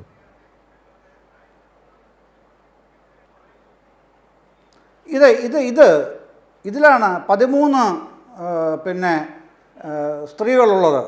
അതിൽ 5 പേരൊഴികെ ബാക്കി 8 പേരും യുവതികളാണ്. ഇവർ ഞാനീ പറഞ്ഞതുപോലെ 2017 ജൂൺ മാസം 26-ാം തീയതി തിങ്കളാഴ്ച രാവിലെ ദർശനം നടത്തുന്ന ചിത്രമാണ് ഈ നൽകിയിരിക്കുന്നത്, ഇപ്പോൾ പ്രേക്ഷകരെ കൈരളി കാണിക്കുന്നത്. കുറച്ചുകൂടെ ഒന്ന് സൂം ചെയ്താൽ NBC പുറകിൽ നിൽക്കുന്ന സ്ത്രീകളെയും കാണാം. അതിൽ അത് സാങ്കേതികമായിട്ട് കഴിയുമെങ്കിൽ PCR എതിരായതുകൊണ്ടാണ് ഗവൺമെന്റ് അതുകൊണ്ടാണ് ഗവൺമെന്റ് തന്നോട് പ്രതികാരം തീർക്കുന്നത് എന്ന് പറഞ്ഞ തന്ത്രി കണ്ഠരര് രാജീവര് അതിനും 15 മാസം മുമ്പ് സ്വന്തം താല്പര്യപ്രകാരം ശബരിമലയിൽ യുവതീ പ്രവേശനം നടത്തിയതിൻ്റെ ഏറ്റവും ജീവനുള്ള ചിത്രങ്ങളാണ് ഈ കാണുന്നത്. നിഷേധിക്കൂ തന്ത്രി പറ്റുമെങ്കിൽ, ബാക്കി തെളിവുകൾ ബാക്കി കൂടെ തരാം ആ സമയത്ത് ഞാൻ. എന്നിട്ട് വെറുതെ അങ്ങ് പറയുകയാണ് ഗവൺമെൻറ്റിൻ്റെ എതിർപ്പ്. ഒരു കാര്യം കൂടെ മാത്രം ഈ ഘട്ടത്തിൽ ഞാൻ പറഞ്ഞു നിർത്താം. NBC മറ്റൊരു കാര്യം എന്താണെന്നറിയാമോ? ശബരിമല നട എല്ലാ ദിവസവും തുറക്കണമെന്ന് മുഖ്യമന്ത്രി ആവശ്യപ്പെട്ടു. അതിനോട് വഴങ്ങിയില്ലത്രേ അദ്ദേഹം. എന്താ സംഭവം എന്നറിയുമോ? 2016 ഒന്നാം പിണറായി മന്ത്രിസഭയുടെ ആദ്യ മണ്ഡല കാലത്ത് പമ്പയിൽ ഒരു അവലോകന യോഗം നടത്തി. മുഖ്യമന്ത്രിയും ദേവസ്വം മന്ത്രിയും അടക്കമുള്ളവർ ആ അവലോകന യോഗത്തിൽ പങ്കെടുത്തു. അപ്പോൾ അന്ന് മുഖ്യമന്ത്രി തന്നെ ആ യോഗത്തിലാണ് ചോദിക്കുന്നത്, മറ്റെവിടെയുമല്ല ചോദിക്കുന്നത്, യോഗത്തിൽ ചോദിക്കുകയാണ്, മഹാക്ഷേത്രങ്ങളിലൊക്കെ, ഇന്ത്യയിലെമ്പാടും മഹാക്ഷേത്രങ്ങളിലൊക്കെ അവർ എല്ലാ ദിവസവും ദർശനത്തിനുള്ള സൗകര്യം ഒരുക്കാറുണ്ട്. ശബരിമലയിലും അതുപോലൊരു സംവിധാനം ദേവസ്വം ബോർഡിന് ആലോചിക്കാൻ ബുദ്ധിമുട്ടുണ്ടോ? അതെങ്ങനെയാണ്? അതിൻ്റെ കാര്യങ്ങളൊക്കെ ബന്ധപ്പെട്ട് അവരുമായി ആലോചിച്ചുകൂടെ എന്ന് ദേവസ്വം ബോർഡിനോടാണ് അദ്ദേഹം അഭിസംബോധന ചെയ്യുന്നത്. തന്ത്രി ഉൾപ്പെടെയുള്ളവർ അവിടെ ഉണ്ട്. അത് തന്നോട് നേരിട്ട് മുഖ്യമന്ത്രി ചോദിച്ചു എന്ന രീതിയിലാണ് അദ്ദേഹം ഈ ബെയിൽ പ്ലീയിൽ അവതരിപ്പിക്കുന്നത്. എത്രമേൽ ഒരുപക്ഷെ തന്ത്രി നേരിട്ട് നിർദ്ദേശം കൊടുത്തിട്ട് ഉണ്ടാവണമെന്നില്ലായിരിക്കാം. കുശാഗ്ര ബുദ്ധിക്കാരനായ അദ്ദേഹത്തിൻ്റെ അഭിഭാഷകൻ്റെ ആ കുശാഗ്ര ബുദ്ധിയിൽ വിരിഞ്ഞതാകാം ഇതൊക്കെ. പക്ഷേ ഇതൊക്കെ വസ്തുതകളുമായി ഉരച്ചു നോക്കുമ്പോൾ, അതാണല്ലോ SIT ഹൈക്കോടതിയിൽ പോയിരിക്കുന്നത്. അവിടെ വരുമ്പോൾ ഞാനീ പറഞ്ഞ തെളിവുകളൊക്കെ വരുമെന്ന് NBC അവിടെ മുഖ്യമന്ത്രി പറഞ്ഞത് എന്താണെന്നും അതൊക്കെ ഓൺ റെക്കോർഡായിട്ട് അവിടെ ഉണ്ടല്ലോ. ഈ ഫോട്ടോ, ആ തെളിവ് അവിടെ ഉണ്ടല്ലോ. ഇത് ഈ ഫോട്ടോ എന്ന് പറയുന്നത് ദേവസ്വം ഫോട്ടോഗ്രാഫറുണ്ട്, ഇപ്പോഴും അയാൾ ദേവസ്വം ഫോട്ടോഗ്രാഫറാണ് കേട്ടോ. പ്രയാർ ഗോപാലകൃഷ്ണൻ്റെ കാലത്ത്, അതായത് 2015-2017 നവംബർ വരെ പോയ ആ ദേവസ്വം ബോർഡിൻ്റെ കാലത്താണ് ഈ ഫോട്ടോഗ്രാഫറെ അവിടെ കരാറടിസ്ഥാനത്തിൽ സ്ഥിരമായി നിയമിക്കുന്നത്. അതേ ഫോട്ടോഗ്രാഫറാണ് ഇപ്പോഴും, തിരുവനന്തപുരം സ്വദേശിയാണ്. കോൺഗ്രസ്സുകാരനല്ല, ഇടതുപക്ഷക്കാരനേ അല്ല, പിന്നെ ആരായിരിക്കും ഊഹിച്ചാൽ മതിയല്ലോ. പക്ഷേ അയാൾക്ക് അവിടെ സർവ്വസ്വാതന്ത്ര്യം ആ ബോർഡ് കൊടുത്തു. അയാളാണ് ഈ ഫോട്ടോ എടുത്തത്. അയാളുടെ നിന്ന് ഈ ഫോട്ടോയ്ക്കുള്ള ആധികാരിക വല്ല സംശയം ഉണ്ടെങ്കിൽ SIT ഈ ഫോട്ടോഗ്രാഫറെ ഇതിനകം ചോദ്യം ചെയ്ത് കഴിഞ്ഞിട്ടുണ്ട് കേട്ടോ. അതുകൂടെ ഞാൻ പറയുകയാണ്, SIT സ്പെഷ്യൽ ഇൻവെസ്റ്റിഗേഷൻ ടീം ഈ ഫോട്ടോഗ്രാഫറെ ഇതിനകം ചോദ്യം ചെയ്ത് കഴിഞ്ഞിട്ടുണ്ട്. ഇത്രയും ഒക്കെ നടക്കുന്ന ഒരു സംവിധാനത്തിൽ, ഇത്രയും വിശദമായ അന്വേഷണം നടക്കുന്ന ഒരു പശ്ചാത്തലത്തിലാണ് കോടതി എഴുതി വെക്കുന്നത് ഒരു കണിക പോലും ഇല്ല അത്ര തെളിവിന്റെ. അങ്ങനെയൊക്കെ പറയാൻ കോടതിക്ക് എന്ത് അധികാരമാണ് എന്നാണ് പൗരനായി എനിക്ക് ചോദിക്കാനുള്ളത്. ആവർത്തിച്ച് പറയാണ്, ജഡ്ജിയെ അല്ല വിമർശിക്കുന്നത്, വ്യക്തമാണത്. അപ്പോൾ ഇതാണ് കാര്യങ്ങളുടെ പോക്ക്, അതിൻ്റെ ഗതി ഇങ്ങനെയാണ് എന്നാണ് പറയുന്നത്. തന്ത്രി കുറ്റവാളിയാണ് എന്ന് നേരത്തെ പറയാൻ ഈ ചർച്ച തയ്യാറാവേണ്ടതില്ല. പക്ഷേ തന്ത്രി കുറ്റാരോപിതനായി കോടതിക്ക് മുമ്പിൽ എത്തിയിരിക്കുന്നു. അതിനിടെ ആദ്യത്തെ കോടതി അദ്ദേഹത്തിന് ഒരു ജാമ്യം അനുവദിച്ചുകൊണ്ട് ഇത്തരമൊരു പരാമർശം നടത്തിയിരിക്കുന്നു. ഈ സാഹചര്യത്തിൽ ഉത്തരവാദിത്വമുള്ള വ്യക്തികളും പ്രസ്ഥാനങ്ങളും രാഷ്ട്രീയ കക്ഷികളും സംഘടനകളും ഒക്കെ നിയമവാഴ്ച നിലനിൽക്കുന്നൊരു സമുദായത്തിൽ എങ്ങനെയാണ് പെരുമാറേണ്ടത്, ഒരു സമൂഹത്തിൽ എങ്ങനെയാണ് പെരുമാറേണ്ടത് എന്ന കാര്യമാണ് ഇവിടെ ചർച്ച ചെയ്യുന്നത്. ഇവിടെ വാഴ്ത്തപ്പെടുന്ന ഒരു തന്ത്രി ഏത് തരത്തിൽ ആണ് വാഴ്ത്തപ്പെടലിന് അർഹനല്ല എന്ന് വരുന്നത് എന്നാണ് ഇപ്പോൾ അന്വേഷണാത്മക പത്രപ്രവർത്തകൻ കൂടിയായ ജയചന്ദ്രൻ അദ്ദേഹത്തിൻ്റെ അന്വേഷണത്തിൽ നിന്ന് കിട്ടിയ ഒരു ഉപലബ്ധിയുമായി നമ്മുടെ മുമ്പിൽ വന്ന് പറഞ്ഞത്. ഇത് ജനങ്ങളുടെ ചർച്ചയ്ക്ക് ഞങ്ങൾ വിട്ടുതരുന്നു. ശ്രീകുമാർ, ഞാൻ താങ്കളിലേക്ക് വരികയാണ്. കോൺഗ്രസിന് ഇത്തരം താങ്കൾ പറഞ്ഞ പോലെ തന്നെ ഒരു നിലപാട് എടുക്കാം, ഇങ്ങനൊരു പ്രശ്നം വരുമ്പോൾ എടുക്കാം. പക്ഷേ 11 ദിവസം ഇത്തരത്തിലൊരു നിലപാടെടുത്തു. നിയമസഭയുടെ ഈ ആദ്യത്തെ ദിവസവും രണ്ടാമത്തെ ദിവസത്തിൻ്റെ അനുശോചന ദിവസവും കഴിഞ്ഞാൽ ബാക്കി എല്ലാ ദിവസവും ഇത്തരത്തിൽ തന്നെ കമാൻഡ് കൊടുത്ത ഒരു യന്ത്രം വർക്ക് ചെയ്യുന്നത് പോലെ പ്രതിപക്ഷം വർക്ക് ചെയ്തു. സഭാ നടപടികളിലൊന്നും പങ്കെടുത്തില്ല. നമ്മളൊക്കെ പരമ്പരാഗതമായിട്ട് പറയുന്നത് ഒരു ദിവസം 24 ലക്ഷം രൂപ ചെലവിട്ടാണ്, ജീവനക്കാരുടെ ശമ്പളവും മറ്റൊക്കെ അലവൻസും ഒക്കെ മാറ്റിവെച്ചാൽ 24 ലക്ഷം രൂപ ചെലവിട്ടാണ് നമ്മുടെ നാടിൻ്റെ നിയമസഭ അവിടെ ചേരുന്നത്. അവിടെ ചെന്ന അഭിപ്രായം പറയാനാണ്, പ്രതിപക്ഷത്തിൻ്റെ അഭിപ്രായം പറയാനാണ് ജനം തിരഞ്ഞെടുത്തിരിക്കുന്നത്. അതും ചെയ്യാതെ ഉണ്ടാവും, ഒരു വൈകാരിക പ്രശ്നം വരുമ്പോൾ ഒരു ദിവസമൊക്കെ ഒരു പ്രശ്നമുണ്ടാവും, വാക്കൗട്ട് ഉണ്ടാവും, ബഹിഷ്കരണം തന്നെ ഉണ്ടാവും. പക്ഷെ അത് 11 ദിവസം നീണ്ടു. അത് കഴിഞ്ഞൊരു ഇടവേള കഴിഞ്ഞ് വീണ്ടും ചേരുമ്പോൾ 12-ാം ദിവസവും ആവർത്തിക്കുന്നു. അതൊരു ശരിയായ ജനാധിപത്യത്തിൽ ഒരു ശരിയായ പ്രാക്ടീസാണ് എന്ന് പറയാൻ കഴിയുമോ ശ്രീകുമാർ? നോക്കൂ ചന്ദ്രശേഖര, നിയമസഭയിൽ പ്രതിപക്ഷം ചെയ്യുന്ന കാര്യങ്ങൾ എത്രത്തോളം അത് സത്യസന്ധമാണ്, യാഥാർത്ഥ്യമാണ്, നീതീകരിക്കപ്പെടേണ്ടതാണെന്നൊക്കെ ജനങ്ങൾ തീരുമാനിച്ചിട്ടുണ്ട്. പിന്നെ എന്തായാലും നിയമസഭയിൽ നാശനഷ്ടം വരുത്തിയില്ലല്ലോ. മുൻകാലത്ത് മന്ത്രി ശിവൻകുട്ടി നിയമസഭയുടെ ഡയസിൽ കയറി മറ്റുള്ള MLA-മാർ അവിടുത്തെ കമ്പ്യൂട്ടറൊക്കെ നശിപ്പിച്ച് ആ കേസ് ഇപ്പോഴും നിലനിൽക്കുകയാണല്ലോ. അതിൻ്റെ വീഡിയോ ഇപ്പോഴും ഉണ്ടല്ലോ. അപ്പോൾ എന്തായാലും അതിലേക്കൊന്നും പ്രതിപക്ഷം പോയില്ല. അവർ പ്രതിഷേധിച്ചു, നടുത്തളത്തിലിറങ്ങി, ബാനർ ഉയർത്തി, സ്പീക്കറുടെ മുഖം മറച്ചു, ഒക്കെ ചെയ്തു. കാരണം അതൊന്നും സഭാ TV-യിൽ കാണിക്കാനും ഭരണപക്ഷം തയ്യാറായില്ല. അതിപ്പോൾ ഈ സഭാ TV-യിലൊന്നും കാണിക്കാൻ പാടില്ലെന്നാണല്ലോ. അതിപ്പോൾ അവർ തിരുത്തുമെന്നറിയില്ല. അടുത്ത തവണ UDF അധികാരത്തിൽ വന്നാൽ, ഇപ്പോൾ ഭരണപക്ഷമായവർ പ്രതിപക്ഷത്ത് വന്നാൽ ഇത് തിരുത്തണമെന്ന് ആവശ്യപ്പെടുമെന്ന് നമുക്ക് നോക്കാം. അതവിടെ നിൽക്കട്ടെ. അതൊരു വിഷയം. രണ്ടാമത്തെ കാര്യം, പ്രതിപക്ഷത്തിൻ്റെ നിലപാടുകളെല്ലാം ശരിയാണ് എന്ന് വ്യക്തമായത് കഴിഞ്ഞ തദ്ദേശ തെരഞ്ഞെടുപ്പിലാണ്. ഞാനതോടെ വിശദീകരിക്കുന്നില്ല. ഇവിടുത്തെ വിഷയം എന്താണെന്ന് വെച്ചാൽ ഈ തന്ത്രിയുടെ വിഷയമാണ്. അപ്പോൾ തന്ത്രിക്ക് ജാമ്യം കൊടുത്തപ്പോൾ കോടതി പറഞ്ഞ കാര്യങ്ങളെക്കുറിച്ചാണ് പ്രതിപക്ഷം പറഞ്ഞത്. നമ്മുടെ സുഹൃത്ത് ജയേന്ദ്രൻ പറയുന്നത് അവിടെ കോടതിക്ക് എന്താണ് അധികാരമെന്നുള്ളതാണ്. കോടതിക്ക് എന്താ അധികാരം എന്നുള്ളതെന്ന് ഞാൻ ചോദിക്കുന്നില്ല. അത് കോടതി തീരുമാനിച്ച കാര്യം. നമ്മൾ ആ വിധിയെക്കുറിച്ച് മാത്രമേ പറയുന്നുള്ളൂ. ആ വിധി കോടതി പറഞ്ഞത് എന്തുകൊണ്ട് തെളിവില്ലാതെ തന്ത്രി അറസ്റ്റ് ചെയ്തു. ഇത് തന്നെയാണ് ജനുവരി 11-ാം തീയതി VD സതീശൻ ചോദിച്ചത്. അതായത് എന്തടിസ്ഥാനത്തിൽ, എന്തിൻ്റെ കാരണത്താലാണ്, ആ കുറ്റം എന്താണ് എന്ന് പറയണമെന്ന് ജനുവരി 11-ന് നമ്മുടെ VD സതീശൻ പറഞ്ഞു. അത് തന്നെയാണ്. ഇനിയിപ്പോൾ അത് കോടതിയിൽ തെളിയിക്കട്ടെ. പക്ഷേ ഇവിടെ തന്ത്രിയെക്കുറിച്ചുള്ള ഒരു ചർച്ചയല്ലല്ലോ, തന്ത്രിക്ക് ജാമ്യം കൊടുത്തതിനെ കുറിച്ചുള്ള ചർച്ചയാണ്. ഇവിടെ ശ്രീ ജയേന്ദ്രൻ ചില ചിത്രങ്ങളൊക്കെ കാണിച്ചു. ആ ചിത്രങ്ങളുടെ ആധികാരികതയും പരിശോധിക്കട്ടെ. അതുപോലെ തന്നെ അത് മാത്രമല്ല, ശബരിമലയിൽ ഒരുപാട് വിഷയമുണ്ട്. ആരോപണ വിഷയമുണ്ട്, ഏലത്തിൻ്റെ പ്രശ്നമുണ്ട്, നേരത്തെ LDF പറയുന്ന പാത്രത്തിൻ്റെ വിഷയമുണ്ട്, അതുപോലെ വിവിധ കാലഘട്ടങ്ങളിൽ ഉണ്ടായിട്ടുള്ള പ്രത്യേകതകളുണ്ടൊക്കെ ഉണ്ട്. ഈ കൂട്ടത്തിൽ നമ്മുടെ ശ്രീ പ്രേംകുമാർ MLA ഒരു കൊടിമരത്തെക്കുറിച്ചും പറഞ്ഞു. കൊടിമരത്തെക്കുറിച്ച് അന്വേഷിക്കണമെന്ന് കോടതി പറഞ്ഞാൽ അതും അന്വേഷിക്കണം. പക്ഷേ കൊടിമരത്തെക്കുറിച്ച് ചെതലരിച്ചു എന്നുള്ളൊരു ഭാഷ എപ്പോഴും പറയുന്നുണ്ട്. ജീർണിച്ചെന്നും നമ്മുടെ AK ബാലൻ പറഞ്ഞ പോലെ പൂതലിച്ചെന്നുള്ളതൊക്കെ ഓരോ സ്ഥലത്തുള്ള ഭാഷയാണ്. അവിടെ കൊടിമരം പുതുക്കി പണിതപ്പോൾ അതുമായി ബന്ധപ്പെട്ട കാര്യങ്ങളെല്ലാം കൃത്യമാണെന്ന് കോടതി കണ്ടെത്തിയ സ്ഥിതിക്ക് പിന്നെ അതിൻ്റെ വിഷയമല്ല. ഇന്നും ശ്രീ മന്ത്രി രാജേഷ് അസംബ്ലി പറയുന്നത് കേട്ടു, ഇഹലോകത്തും പരലോകത്തുമുള്ളവർ എന്ന് പറയുന്നത് കേട്ടു. അത് പ്രയാർ ഗോപാലകൃഷ്ണൻ ഒക്കെ ഉദ്ദേശിച്ചായിരിക്കും. അതൊക്കെ അന്വേഷിക്കട്ടെ.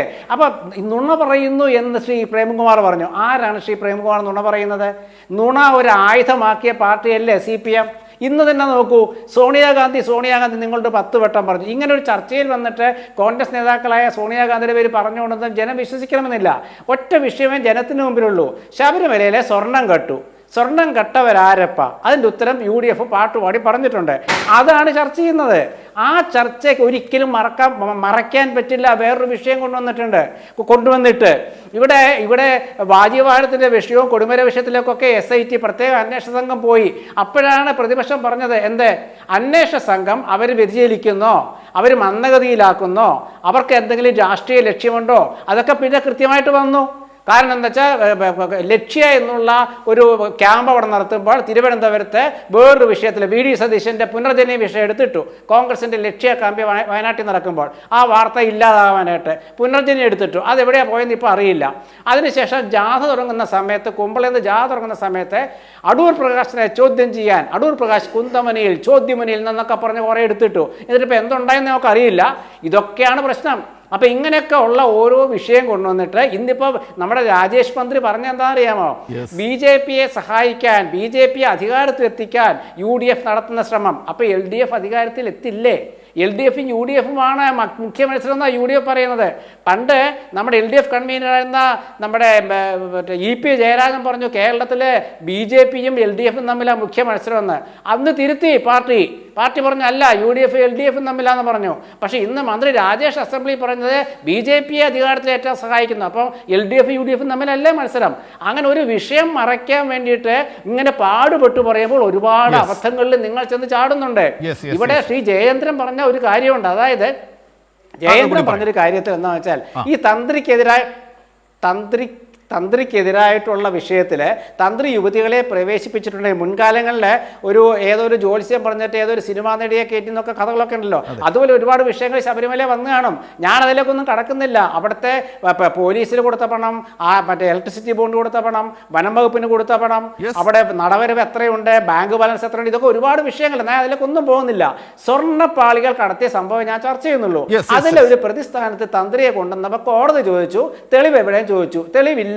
അപ്പൊ തെളിവ് ഹാജരാക്കട്ടെ എന്നുള്ള വിഷയമുള്ളൂ. പക്ഷെ അതിന്റെ പേരിൽ വേറെ ഒരു ഇപ്പൊ ഈ ചിത്രം കാണിച്ചു, ഈ ചിത്രം ഏതാണെന്ന് എനിക്കറിയില്ല കേട്ടോ ചന്ദ്രശേഖര, ഞാനതിനെ കുറിച്ചൊന്നും പറയുന്നില്ല. അത് ശരിയാണോ തെറ്റാണോ ഞാൻ അതിലേക്ക് കടക്കുന്നുമില്ല. വരാം. അപ്പോൾ ശ്രീകുമാർ അദ്ദേഹത്തിൻ്റെ അഭിപ്രായങ്ങൾ പറഞ്ഞു വെച്ചിരിക്കുന്നു. പക്ഷെ പ്രശ്നം പലതും ബാക്കിയാണ്. ഇത് ഹൈക്കോടതിയുടെ നിരീക്ഷണത്തിൽ ഹൈക്കോടതി ഹാൻഡ് പിക്ക് ചെയ്ത, ഹൈക്കോടതി തന്നെ തീരുമാനിച്ച പോലീസ് ഉദ്യോഗസ്ഥർ നടത്തുന്ന അന്വേഷണമാണ്. പിന്നീട് ഹൈക്കോടതി പറഞ്ഞതനുസരിച്ച് അതിലേക്ക് 3 പോലീസുകാർ കൂട്ടിച്ചേർക്കപ്പെട്ടു. അവരെ ഹൈക്കോടതി എടുത്തതല്ല. അവരെ കൂട്ടിച്ചേർത്തപ്പോൾ പ്രതിപക്ഷം ഇത്തരത്തിൽ ഒരു ആരോപണം ഉന്നയിച്ചു. അത് ഹൈക്കോടതിയുടെ മുമ്പിൽ തന്നെ എത്തി. അത് ഹൈക്കോടതി നിരസിച്ചു. ഇടക്കാല റിപ്പോർട്ട് ഹൈക്കോടതിയിൽ SIT വെച്ചു. SIT വെച്ചപ്പോൾ ആ ഇടക്കാല റിപ്പോർട്ട് അംഗീകരിക്കുകയും നിങ്ങൾ ആരോടും ഉത്തരം പറയാതെ ധൈര്യമായി മുന്നോട്ട് പോവുക എന്ന് പറയുകയും അതിനുശേഷമാണ് ഈ തന്ത്രിയെ പ്രതിയാക്കിയത്. അതിന് ഹൈക്കോടതിയുടെ അംഗീകാരം ഉണ്ട് എന്ന നിലയിൽ നിൽക്കുമ്പോഴാണ് ഈ പ്രശ്നം ഉണ്ടായിരിക്കുന്നത്. ഒപ്പം തന്നെ ശ്രീകുമാർ പറഞ്ഞ മറ്റു കാര്യങ്ങളുമുണ്ട്. പ്രേംകുമാറിൻ്റെ മറുപടിയിലേക്ക്. അല്ല, ഇവിടെ ഇപ്പോൾ ഉന്നയിച്ച ആരോപണങ്ങൾക്ക് മറുപടി പറയുകയല്ല, പുതിയ പ്രശ്നങ്ങളെ സംബന്ധിച്ച് അവതരിപ്പിക്കുകയാണ്. ഇവിടെ സോണിയാഗാന്ധിക്ക് പങ്കില്ല എന്ന് എല്ലാവരും വിശ്വസിക്കുമെന്നാണ് അദ്ദേഹം പറയുന്നത്. എങ്ങനെയാണ് സോണിയാഗാന്ധിക്ക് പങ്കില്ല എന്ന് വിശ്വസിക്കാനുള്ള എന്ത് വസ്തുതയാണ് കോൺഗ്രസ് വെളിപ്പെടുത്തിയിട്ടുള്ളത്? കോൺഗ്രസിൻ്റെ നേതാവ് ആ ചിത്രത്തിൽ ഉള്ള പത്തനംതിട്ട MP 2 കോടി രൂപ സംഭാവന വാങ്ങി. അത് തെരഞ്ഞെടുപ്പ് സമയത്ത് തന്ന സംഖ്യ 10 ലക്ഷം തിരിച്ചു കൊടുത്തു. അത് സംഭാവനയാണെന്ന് കരുതിയെന്നാണ് പറയുന്നത്. അതാണ് കോൺഗ്രസ്.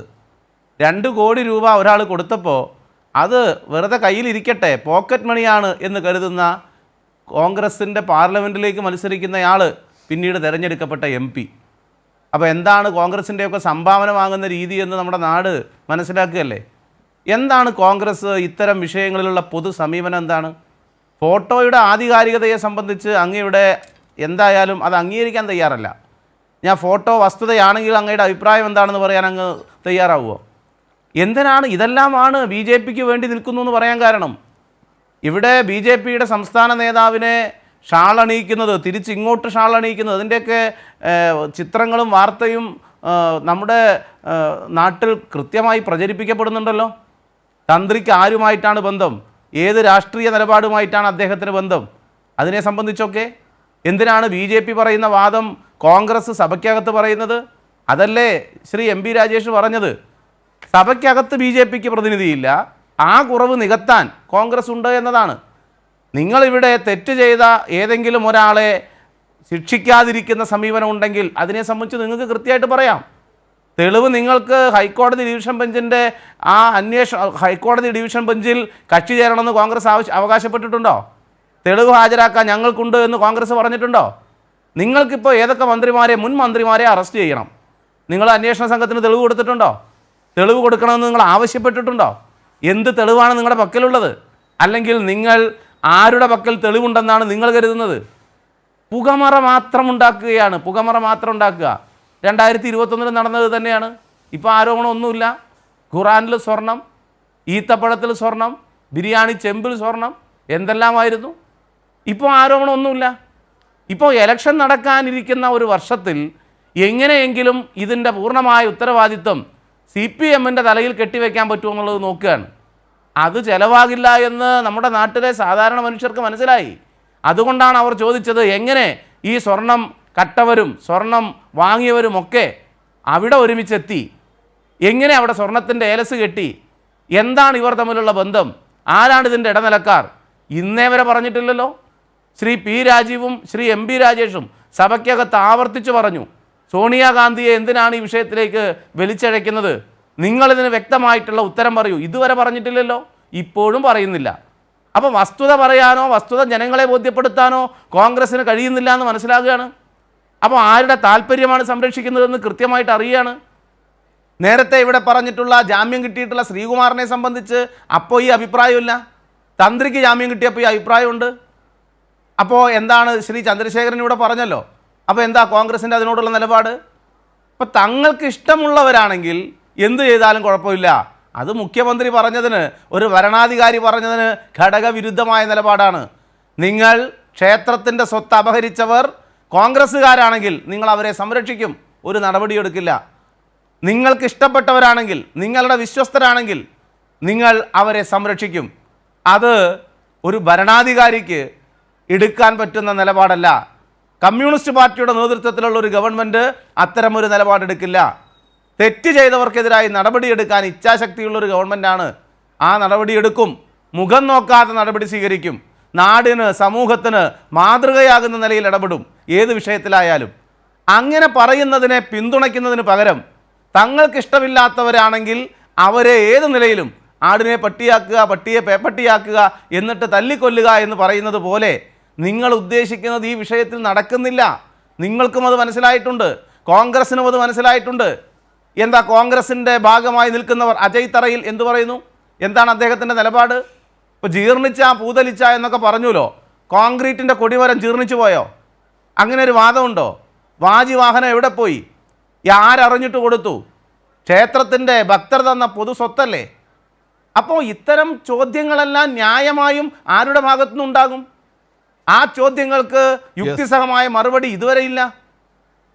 അപ്പം നമ്മുടെ സമൂഹത്തിൽ ഏതെങ്കിലും വിഷയത്തിൽ, അതാണ് ഇത് പറയുന്നത് എന്താണെന്ന് വെച്ചാൽ, ഇപ്പോൾ ഞാൻ ചോദിച്ചു VN വാസവൻ എങ്ങനെ ഇതിൽ ബന്ധപ്പെട്ടു, എന്താണ് അദ്ദേഹത്തിൻ്റെ പങ്ക്, എന്തുകൊണ്ടാണ് അദ്ദേഹം രാജിവെക്കണമെന്ന് പറയുന്നത്? മറുപടിയില്ല. അപ്പോൾ സാമ്പാറിൽ ഉപ്പ് കൂടിപ്പോയി, മന്ത്രി രാജിവെക്കണം എന്ന് പറയുന്നത് പോലെ ഏറ്റവും ഒരിക്കലും നടക്കില്ല എന്നുറപ്പുള്ള ഒരാവശ്യം മുദ്രാവാക്യമായി വയ്ക്കുകയും അതിനു ചുറ്റിൽ ആളുകളെ അണിനിരത്തി ജനങ്ങൾക്ക് മുമ്പിൽ പരിഹാസ്യരാവുകയും ചെയ്യുന്ന നിലപാട് UDF കേരളത്തിൽ ആവർത്തിച്ചുകൊണ്ടേയിരിക്കുകയാണ്. അതുകൊണ്ടാണ് ബാലഗോപാലിനെ കാണാതെ പോകുന്നത് മുമ്പിലുണ്ടായിട്ടും.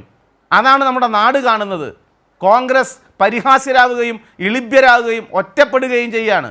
അതിൽ നിന്ന് ഏതെങ്കിലും നിലയിൽ അത് മറച്ചു വയ്ക്കാനാകുമോ എന്ന പരിശ്രമമാണ് പല നിലയിലുള്ള മാധ്യമ പിന്തുണയോടെ ഇന്ന് കേരളത്തിൽ നടത്തിക്കൊണ്ടിരിക്കുന്നത്. രാവിലെ ഒരു നുണ, ഉച്ചയ്ക്കൊരു നുണ, വൈകിട്ടൊരു നുണ, ഇടയിൽ സമയം കിട്ടിയാൽ അപ്പോഴും നുണ. അതിങ്ങനെ പറഞ്ഞ് കേരളത്തിൽ ഒരു വസ്തുതാവിരുദ്ധമായ ഒരു അന്തരീക്ഷം കെട്ടിപ്പൊക്കാനുള്ള പരിശ്രമം വളരെ ആസൂത്രിതമായി നടക്കുകയാണ്. പ്രേംകുമാർ, ചർച്ച അതിൻ്റെ പരിസമാപ്തിയിലേക്ക് എത്തുകയാണ്. 3 പേർക്കും ഒരു 1.5 മിനിറ്റ് വീതം സംസാരിക്കാനുള്ള സമയമേ ഇനി ഉണ്ടാവുള്ളൂ. ഞാൻ ചോദ്യങ്ങളൊന്നും ചോദിക്കുന്നില്ല.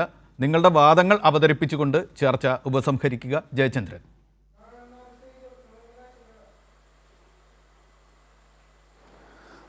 ഞാനിത് പറഞ്ഞത് തുടക്കത്തിൽ എന്നോട് താങ്കൾ ചോദിച്ച ചോദ്യത്തിന് ഞാൻ പറഞ്ഞത്, ജാമ്യ ഹർജിയിൽ എന്താണ് തന്ത്രി ഉന്നയിച്ച വാദം എന്തായിരുന്നു, അപേക്ഷ എന്തായിരുന്നു? അത് 2 കാര്യങ്ങളാണ് പ്രധാനമായും പറഞ്ഞിരുന്നത്. ഒന്ന്, പിണറായി സർക്കാരിന് തന്നോടുള്ള വൈരാഗ്യം, എന്തുകൊണ്ട് യുവതീ പ്രവേശനത്തിന് താൻ അനുവാദം നൽകിയില്ല, എന്നിട്ട് നട അടച്ചിട്ട് പോയി. അദ്ദേഹം പൂട്ടി താക്കോലും കൊണ്ടൊന്നും പോയില്ല കേട്ടോ NBC. ദേവസ്വം കമ്മീഷണർക്ക് എഴുതി കൊടുത്തതുണ്ട്, ഇപ്പോഴും ഉണ്ടത്, ആ രേഖയുണ്ട്, ആ രേഖ കോടതിയിൽ ചെന്നിട്ടുണ്ട്. അതിൽ പറഞ്ഞിരിക്കുന്നത് ഞാൻ വാതിൽ പൂട്ടിയിട്ടില്ല, നട ചാരിയിട്ടേ ഉള്ളൂ എന്നാണ് ദേവസ്വം കമ്മീഷണർക്ക് എഴുതി കൊടുത്തത്. ഒന്ന്. അത് കഴിഞ്ഞിട്ടാണ് പിന്നെ പമ്പാ സംഗമത്തിൽ ഞാൻ പറഞ്ഞല്ലോ, മുഖ്യമന്ത്രിയെ ആക്ഷേപിച്ചെന്നെ വീണ്ടും പറയുകയാണ് എല്ലാ ദിവസവും നട തുറക്കരുതോ എന്ന് ചോദിച്ചു. അത് സമ്മതിച്ചില്ല, അദ്ദേഹം അങ്ങനെ ചോദിച്ചിട്ടേ ഇല്ല. അപ്പോൾ ഈ രണ്ട് കാര്യങ്ങൾ എടുത്തു വെച്ചുകൊണ്ട് തന്നെയാണ് ഞാനിവിടെ അത് പറഞ്ഞത്. അങ്ങനെയല്ല, വസ്തുത നേരെ തിരിച്ചാണ്. അത്തരം ഒരു സാഹചര്യത്തിൽ അതൊന്നും പരിശോധിക്കാതെ ജാമ്യ ഹർജിക്കാരൻ്റെ അപേക്ഷ മാത്രം കേട്ട് തീരുമാനമെടുക്കുന്ന സാഹചര്യമാണ് കോടതി സ്വീകരിച്ചത്. അതുകൊണ്ടാണ് ഞാൻ പറഞ്ഞത് അത് ജുഡീഷ്യൽ ആക്ടിവിസമാണ്, അതിനോട് യോജിക്കാനേ നിവൃത്തിയില്ല. അതുകൊണ്ട് തന്നെയാണ് പറഞ്ഞത്. അതുകൊണ്ട് ഞാൻ ആ ഫോട്ടോ ഫോട്ടോ തന്നല്ലോ, ആ ഫോട്ടോയിൽ ഉൾപ്പെടെയുള്ള കാര്യങ്ങൾ അന്വേഷണ വിധേയമാക്കട്ടെന്നേ. അന്വേഷണ വിധേയമാവുന്നുണ്ടെന്നാണ് ഞാൻ മനസ്സിലാക്കിയിട്ടുള്ളത്. ആവട്ടെ, കാര്യങ്ങൾ കൂടുതൽ വ്യക്തതയോടെ പുറത്തു വരട്ടെ. ഒരു വക്കീലിൻ്റെ കുശാഗ്ര ബുദ്ധി കൊണ്ട് മാത്രം എക്കാലവും രക്ഷപ്പെടാൻ കഴിയുമോ? ഇല്ലല്ലോ. വസ്തുതകൾ പിന്നെയും നിൽക്കുകയല്ലേ. ഒരു പപ്പം പ്രിയപ്പെട്ട ശ്രീകുമാർ പറഞ്ഞതുപോലെ ഒന്നല്ല, ഒട്ടനവധി കാര്യങ്ങളുണ്ട്. പുറത്തു വരാത്ത കാര്യങ്ങളടക്കം ഞാനും കേട്ടിട്ടുള്ളത് മനസ്സിലാക്കിയിട്ടുള്ള ആ കാര്യങ്ങൾ ശബരിമലയിൽ ഉണ്ടെന്നേ. അത് വരുമ്പോൾ ബന്ധപ്പെട്ട ആൾക്കാരോട് പറയുക തന്നെ ചെയ്യും. ഇതുപോലെ ചർച്ചകൾ അവസരം കിട്ടിയാൽ അവിടെയും പറയും. അതാണ് നിലപാട്. നിയമപ്രക്രിയയിലൂടെ തന്നെ മുന്നോട്ട് പോകട്ടെ. അന്തിമമായിട്ട് നീതി വേണ്ടവർക്ക് കിട്ടട്ടെ, നിയമം വേണ്ടവരെ ശിക്ഷിക്കട്ടെ എന്ന് തന്നെയാണ് നമുക്കും പറയാൻ കഴിയുക. ശ്രീകുമാർ, താങ്കളുടെ വാദങ്ങൾ ഒരു 1.5 മിനിറ്റ്. നോക്കൂ, ഞാൻ 2-3 കാര്യങ്ങളെ പറയുന്നുള്ളൂ. ഒന്ന്, ശ്രീ പ്രേംകുമാർ പറഞ്ഞത് സോണിയാഗാന്ധിയെക്കുറിച്ചുള്ളത്. CPM general secretary MA baby പറഞ്ഞിട്ടുണ്ട് സോണിയാഗാന്ധിയെ വലിച്ചടയ്ക്കേണ്ടത്. കടകംപള്ളി സുരേന്ദ്രൻ പറഞ്ഞിട്ടുണ്ട് സോണിയാഗാന്ധി അറിഞ്ഞുകൊണ്ട് പോറ്റി അവിടെ കയറ്റില്ലാന്ന്. ഈ 2 കാര്യങ്ങൾ അതിനുള്ള ഉത്തരം.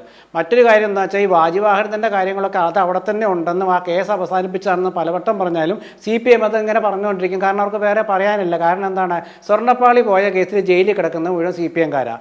അപ്പോൾ അതുകൊണ്ട് വേറെ മറുപടി ഇല്ലാത്തതുകൊണ്ട് അതിങ്ങനെ പറഞ്ഞുകൊണ്ടിരിക്കും. പറഞ്ഞോളൂ, കുഴപ്പമില്ല. പിന്നെ മറ്റൊരു കാര്യങ്ങൾ, നുണ രാവിലെ നുണ, ഉച്ചയ്ക്ക് നുണ, വൈകിട്ട് നുണ. എൻ്റെ മിസ്റ്റർ പ്രേംകുമാർ, നമ്മുടെ ആരോഗ്യവകുപ്പിനെ കുറിച്ച് പറയുന്നത് കേട്ടാൽ മതിയല്ലോ. ആരോഗ്യവകുപ്പ് ഏറ്റവും നല്ല രീതിയിൽ പ്രവർത്തിക്കുന്നതെന്ന് പറയുന്നതിലും വലിയ നുണയില്ലല്ലോ. ഞാൻ അത് കൂടുതൽ വേറെ ഒന്നും ആ കാര്യത്തിൽ പറയുന്നില്ല. പിന്നെ ഈ അയ്യപ്പ സംഗമം നടത്തിയതിൻ്റെ കണക്കൊപ്പിക്കാൻ പെടുന്ന പാട്, അത് ആ വിഷയം ചർച്ചയില്ലേ. ശബരിമല വിഷയത്തിൽ CPM ചെന്ന് പെട്ടിരിക്കുന്നത് ഒരിക്കലും നിങ്ങൾക്ക് തേച്ച് ഒളിപ്പിച്ചെടുക്കാൻ പറ്റില്ല. അത് വലിയ പ്രശ്നമാണ്. കോടതി വിധി തങ്ങൾക്ക് അനുകൂലമായി വരുമ്പോൾ കോടതി നല്ല രീതിയിൽ പ്രവർത്തിച്ചുവെന്നും കോടതി വിധി ആർക്കെങ്കിലും വിമർശിക്കുക, CPM-നെതിരാണെങ്കിൽ ആ കോടതിക്കെതിരെ പറയുന്നതും CPM-ൻ്റെ ചരിത്രത്തിൽ പെട്ടതാണ്. അതിൽ യാതൊരു മാറ്റവുമില്ല. അപ്പോൾ സോണിയാഗാന്ധിയെക്കുറിച്ച് MA ബേബി പറഞ്ഞ കാര്യം ശ്രീ പ്രേംകുമാർ താങ്കളൊന്ന് വ്യക്തമായിട്ട് MA ബേബിയോടെങ്കിലും ചോദിച്ച് മനസ്സിലാക്കണം എന്നുള്ള ഒരു അപേക്ഷ കൂടെ എനിക്കുണ്ട്. മറ്റൊരു കാര്യം എന്താണെന്ന് വെച്ചാൽ അയ്യപ്പൻ്റെ സ്വർണ്ണപ്പാളി കൊണ്ടുപോയ കേസിലെ പ്രതിസ്ഥാനത്ത് മുഴുവൻ CPM-ആണ്. അത് മാറ്റാൻ കഴിയില്ല. പ്രത്യേക അന്വേഷണ സംഘം കോടതിയുടെ തീരുമാനപ്രകാരം ഗവൺമെൻറ് ഓഫ് കേരളയുടെ ആണെന്ന് അറിഞ്ഞുകൊണ്ട് തന്നെയാണ് ഈ പറയുന്നത്. ആ അന്വേഷണ സംഘത്തിൽ വീഴ്ച വന്നപ്പോൾ കോടതിയും ചൂണ്ടിക്കാണിച്ചിട്ടുണ്ട്, പ്രതിപക്ഷവും ചൂണ്ടിക്കാണിച്ചിട്ടുണ്ട്. അതൊന്നും മാറ്റമില്ല. പക്ഷേ നമ്മളിങ്ങനെ കോൺഗ്രസിനെ കൊടുക്കാൻ വേണ്ടി ശ്രമിച്ചുകൊണ്ടിരുന്നാൽ കുടുങ്ങില്ല. കാരണം എന്താണ്, അപ്പുറത്തെ തെളിവാണ്. എന്താ തെളിവ്? പ്രോസിക്യൂഷൻ കേസ് പ്രകാരം ജയിലിൽ കിടക്കുന്ന CPM-കാരാണ്. പ്രേംകുമാർ, താങ്കൾ. ജയിലിൽ കിടക്കുന്നവരുടെ പാർട്ടി ബന്ധം കൃത്യമായി അങ്ങൊന്ന് അന്വേഷിച്ചാൽ മനസ്സിലാവും. ജയിലിൽ കിടന്നിരുന്നത് തന്ത്രി ഒന്നുണ്ടല്ലോ. തന്ത്രി CPM ആണോ? മുരാരി ബാബു CPM ആണോ? അതിൽ എത്ര പേർ കോൺഗ്രസിൻ്റെ അനുഭാവികളുണ്ടെന്ന് താങ്കൾ കോൺഗ്രസിൻ്റെ പരിചയമുള്ള നേതാക്കളോടൊന്ന് ചോദിക്കൂ, അപ്പോൾ മനസ്സിലാകും. രണ്ടാമത്, സോണിയാഗാന്ധിയെ പറ്റി പറയുമ്പോൾ അങ്ങേക്ക് നന്നായി പൊള്ളുന്നുണ്ട്. അങ്ങനെ പൊള്ളുന്നതിന് കാരണവുമുണ്ട്. ഞങ്ങളങ്ങനെ സോണിയാഗാന്ധിയെ കുറ്റപ്പെടുത്താൻ പറഞ്ഞതല്ല. സോണിയാഗാന്ധിയെ ഇതിലേക്ക് വലിച്ചഴയ്ക്കുന്ന നിലയിൽ കൊണ്ടുചെന്ന് എത്തിച്ചത് കോൺഗ്രസ് അല്ലേ? എങ്ങനെ അവരവിടെ എത്തിയെന്നേ ചോദിച്ചുള്ളൂ. അതിനൊരു ന്യായമായ മറുപടി പറഞ്ഞാൽ മതി. ശ്രീ കരുണാകരനും GK മൂപ്പനാർക്കും ഇപ്പോഴത്തെ MP ശശി തരൂരിന് വരെ കാണാൻ അനുമതി കിട്ടാത്ത താങ്കൾക്ക് സോണിയാഗാന്ധിയെ കാണാൻ ഒരു ഡേറ്റ് ഒപ്പിക്കാൻ പറ്റുമോ? അങ്ങനെയുള്ളിടത്ത് ഇങ്ങനെ ന്യായീകരിക്കുന്ന താങ്കൾക്ക് പോലും കാണാൻ പ്രയാസമുള്ള ഇന്ത്യയിലെ ഏറ്റവും പ്രധാനപ്പെട്ട വലിയ സുരക്ഷയുള്ള സെക്യൂരിറ്റിയുള്ള ഒരു രാഷ്ട്രീയ നേതാവിനെ എങ്ങനെ ഈ പോറ്റി ഉൾപ്പെടെയുള്ളവർ ചെന്ന് കണ്ടു?